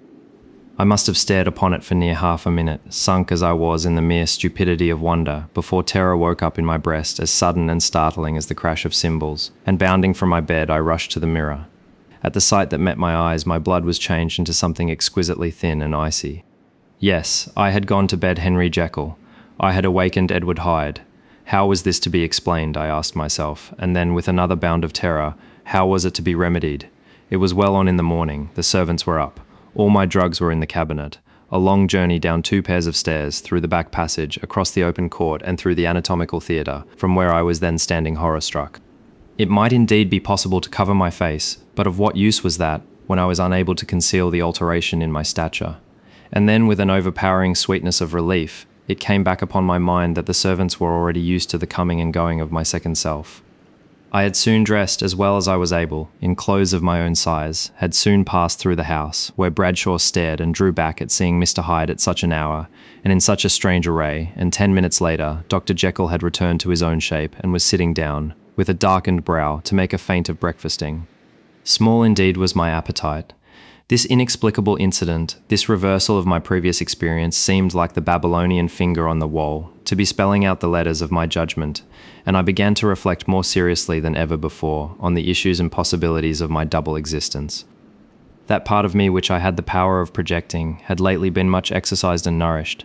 It had seemed to me of late as though the body of Edward Hyde had grown in stature, as though, when I wore that form, I were conscious of a more generous tide of blood, and I began to spy a danger that, if this were much prolonged, the balance of my nature might be permanently overthrown, the power of voluntary change be forfeited, and the character of Edward Hyde become irrevocably mine.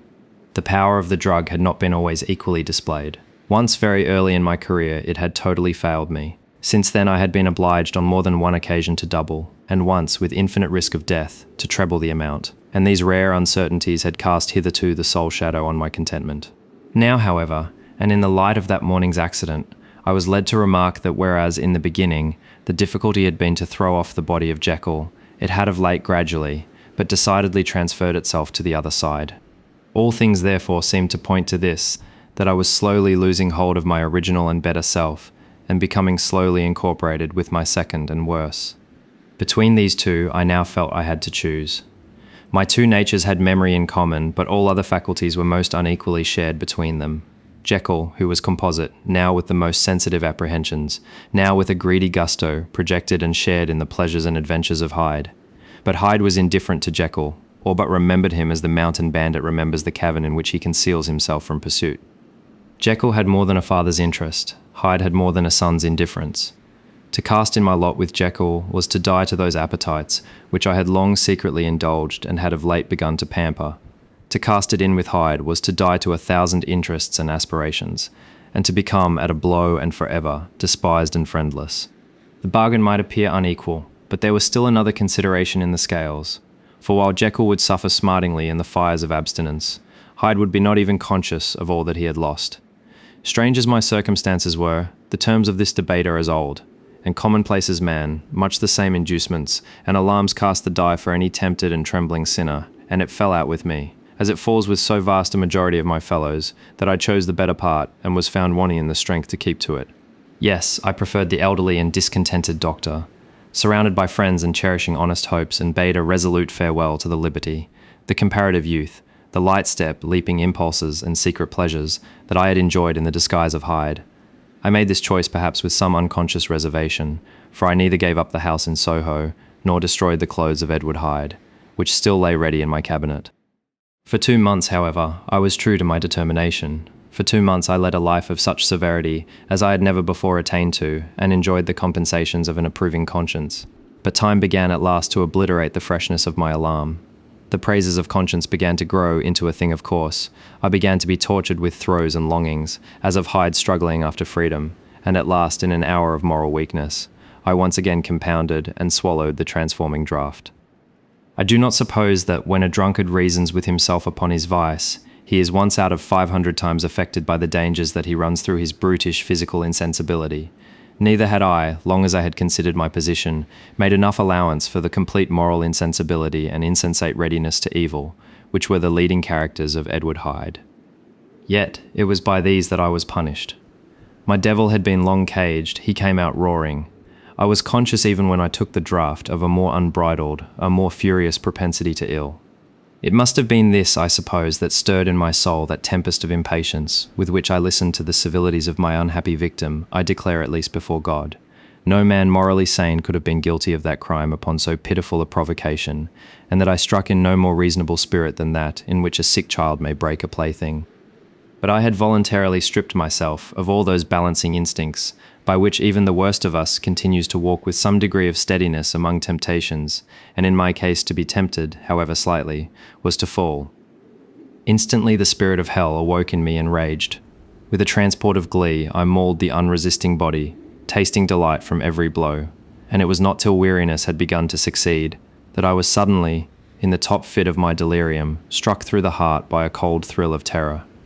A mist dispersed, I saw my life to be forfeit, and fled from the scene of these excesses, at once glorying and trembling, my lust of evil gratified and stimulated, my love of life screwed to the topmost peg. I ran to the house in Soho, and, to make assurance doubly sure, destroyed my papers. Thence I set out through the lamplit streets in the same divided ecstasy of mind, gloating on my crime, light-headedly devising others in the future, and yet still hastening, and still hearkening in my wake for the steps of the avenger.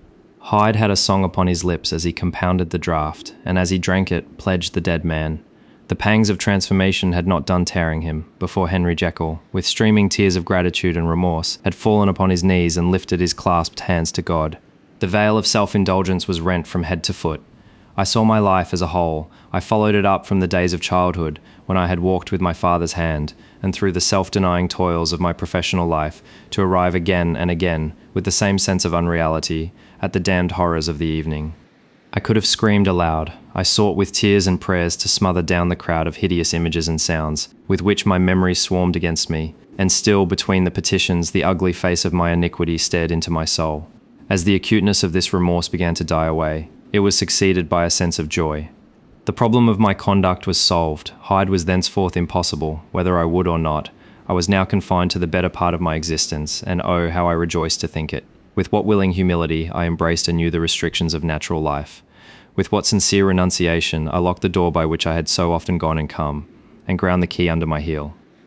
The next day came the news that the murder knot had been overlooked, that the guilt of Hyde was patent to the world, and that the victim was a man high in public estimation. It was not only a crime, it had been a tragic folly. I think I was glad to know it. I think I was glad to have my better impulses thus buttressed and guarded by the terrors of the scaffold. Jekyll was now my city of refuge. Let but Hyde peep out an instant, and the hands of all men would be raised to take and slay him. I resolved in my future conduct to redeem the past, and I can say with honesty that my resolve was fruitful of some good. You know yourself how earnestly in the last months of last year I laboured to relieve suffering. You know that much was done for others, and that the days passed quietly, almost happily for myself. Nor can I truly say that I wearied of this beneficent and innocent life. I think instead that I daily enjoyed it more completely, but I was still cursed with my duality of purpose, and as the first edge of my penitence wore off, the lower side of me, so long indulged, so recently chained down, began to growl for license. Not that I dreamed of resuscitating Hyde, the bare idea of that would startle me to frenzy. No, it was in my own person, that I was once more tempted to trifle with my conscience, and it was as an ordinary secret sinner that I at last fell before the assaults of temptation. There comes an end to all things, the most capacious measure is filled at last, and this brief condescension to evil finally destroyed the balance of my soul. And yet I was not alarmed. The fall seemed natural, like a return to the old days before I had made discovery.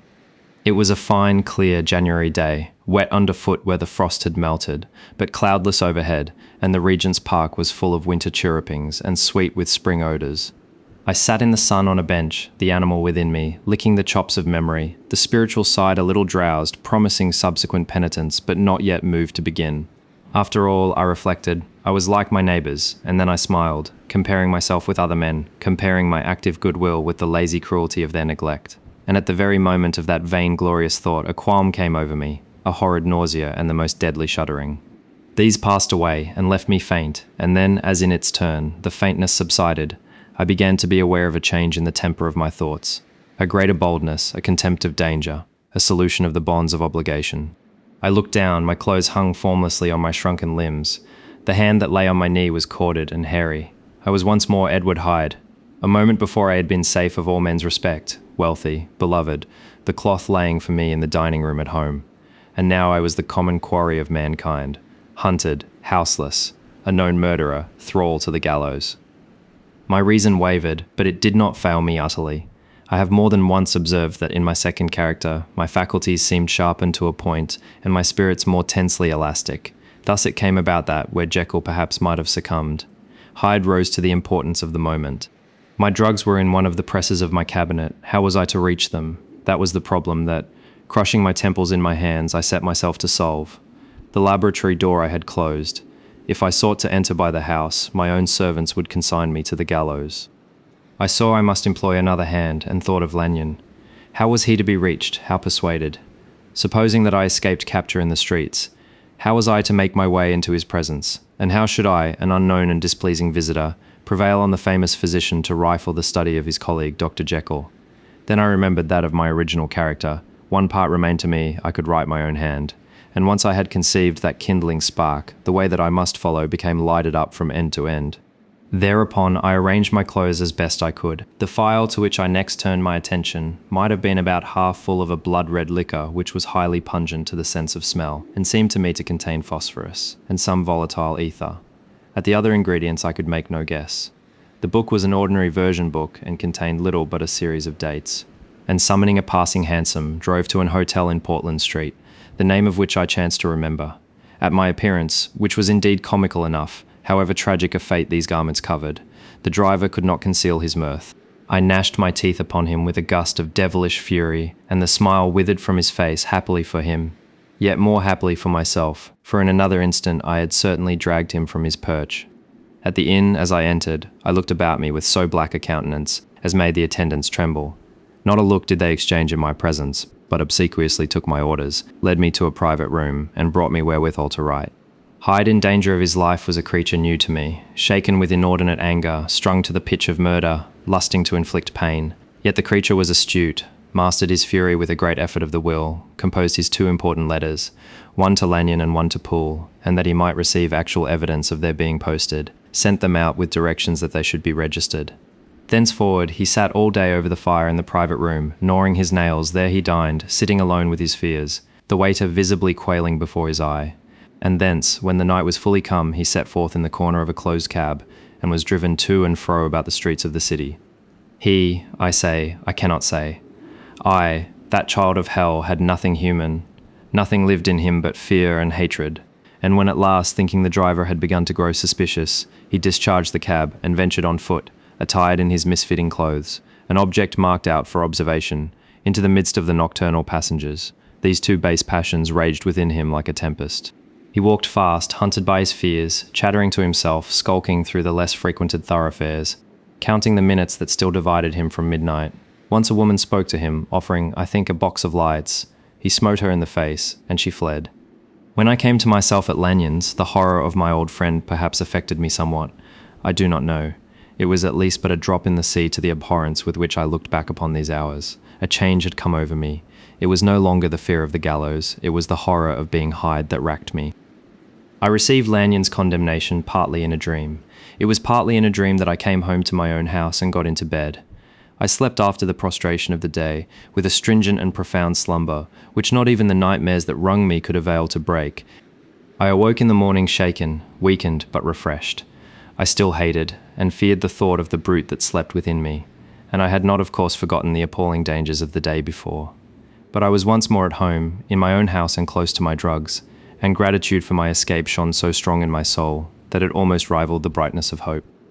I was stepping leisurely across the court after breakfast, drinking the chill of the air with pleasure, when I was seized again with those indescribable sensations that heralded the change, and I had but the time to gain the shelter of my cabinet, before I was once again raging and freezing with the passions of Hyde. It took on this occasion a double dose to recall me to myself, and alas, 6 hours after, as I sat looking sadly in the fire, the pangs returned, and the drug had to be re-administered.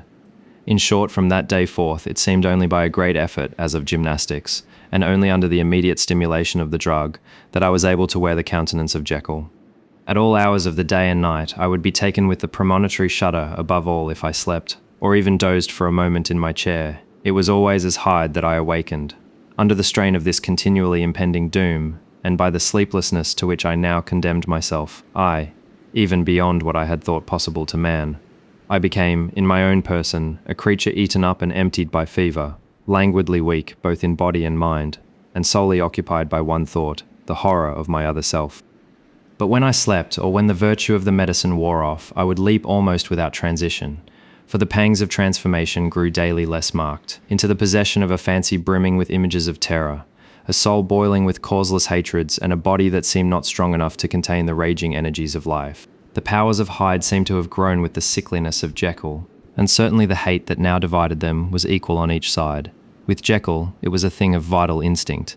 He had now seen the full deformity of that creature that shared with him some of the phenomena of consciousness and was co-heir with him to death, And beyond these links of community, which in themselves made the most poignant part of his distress, he thought of Hyde, for all his energy of life, as of something not only hellish but inorganic. This was the shocking thing, that the slime of the pit seemed to utter cries and voices, that the amorphous dust gesticulated and sinned, that what was dead, and had no shape, should usurp the offices of life. And this again, that insurgent horror was knit to him closer than a wife, closer than an eye, lay caged in his flesh, where he heard it mutter and felt it struggle to be born, and at every hour of weakness, and in the confidence of slumber, prevailed against him and deposed him out of life. The hatred of Hyde for Jekyll was of a different order. His terror of the gallows drove him continually to commit temporary suicide, and return to his subordinate station of a part instead of a person, but he loathed the necessity, he loathed the despondency into which Jekyll was now fallen, and he resented the dislike with which he was himself regarded. Hence the ape-like tricks that he would play me, scrawling in my own hand blasphemies on the pages of my books, burning the letters and destroying the portrait of my father, and indeed, had it not been for his fear of death, he would long ago have ruined himself in order to involve me in the ruin. But his love of life is wonderful. I go further, I who sicken and freeze at the mere thought of him, when I recall the abjection and passion of this attachment, and when I know how he fears my power to cut him off by suicide, I find it in my heart to pity him. It is useless, and the time awfully fails me, to prolong this description. No one has ever suffered such torments, let that suffice, and yet even to these, habit brought, no, not alleviation, but a certain callousness of soul, a certain acquiescence of despair, and my punishment might have gone on for years, but for the last calamity which has now fallen, and which has finally severed me from my own face and nature. My provision of the salt, which had never been renewed since the date of the first experiment, began to run low. I sent out for a fresh supply, and mixed the draught. The ebullition followed, and the first change of colour. Not the second, I drank it, and it was without efficiency. You will learn from Poole how I have had London ransacked. It was in vain, and I am now persuaded that my first supply was impure, and that it was that unknown impurity which lent efficacy to the draught. About a week has passed, and I am now finishing this statement under the influence of the last of the old powders. This, then, is the last time, short of a miracle, that Henry Jekyll can think his own thoughts, or see his own face, now how sadly altered in the glass. Nor must I delay too long to bring my writing to an end, for if my narrative has hitherto escaped destruction, it has been by a combination of great prudence and great good luck. Should the throes of change take me in the act of writing it, Hyde will tear it in pieces, but if some time shall have elapsed after I have laid it by, his wonderful selfishness and circumscription to the moment will probably save it once again from the action of his ape-like spite. And indeed the doom that is closing on us both has already changed and crushed him. Half an hour from now, when I shall again and forever re-endue that hated personality, I know how I shall sit shuddering and weeping in my chair, or continue, with the most strained and fear-struck ecstasy of listening, to pace up and down this room, my last earthly refuge, and give ear to every sound of menace. Will Hyde die upon the scaffold? Or will he find courage to release himself at the last moment? God knows, I am careless. This is my true hour of death, and what is to follow concerns another than myself. Here then, as I lay down the pen, and proceed to seal up my confession, I bring the life of that unhappy Henry Jekyll to an end.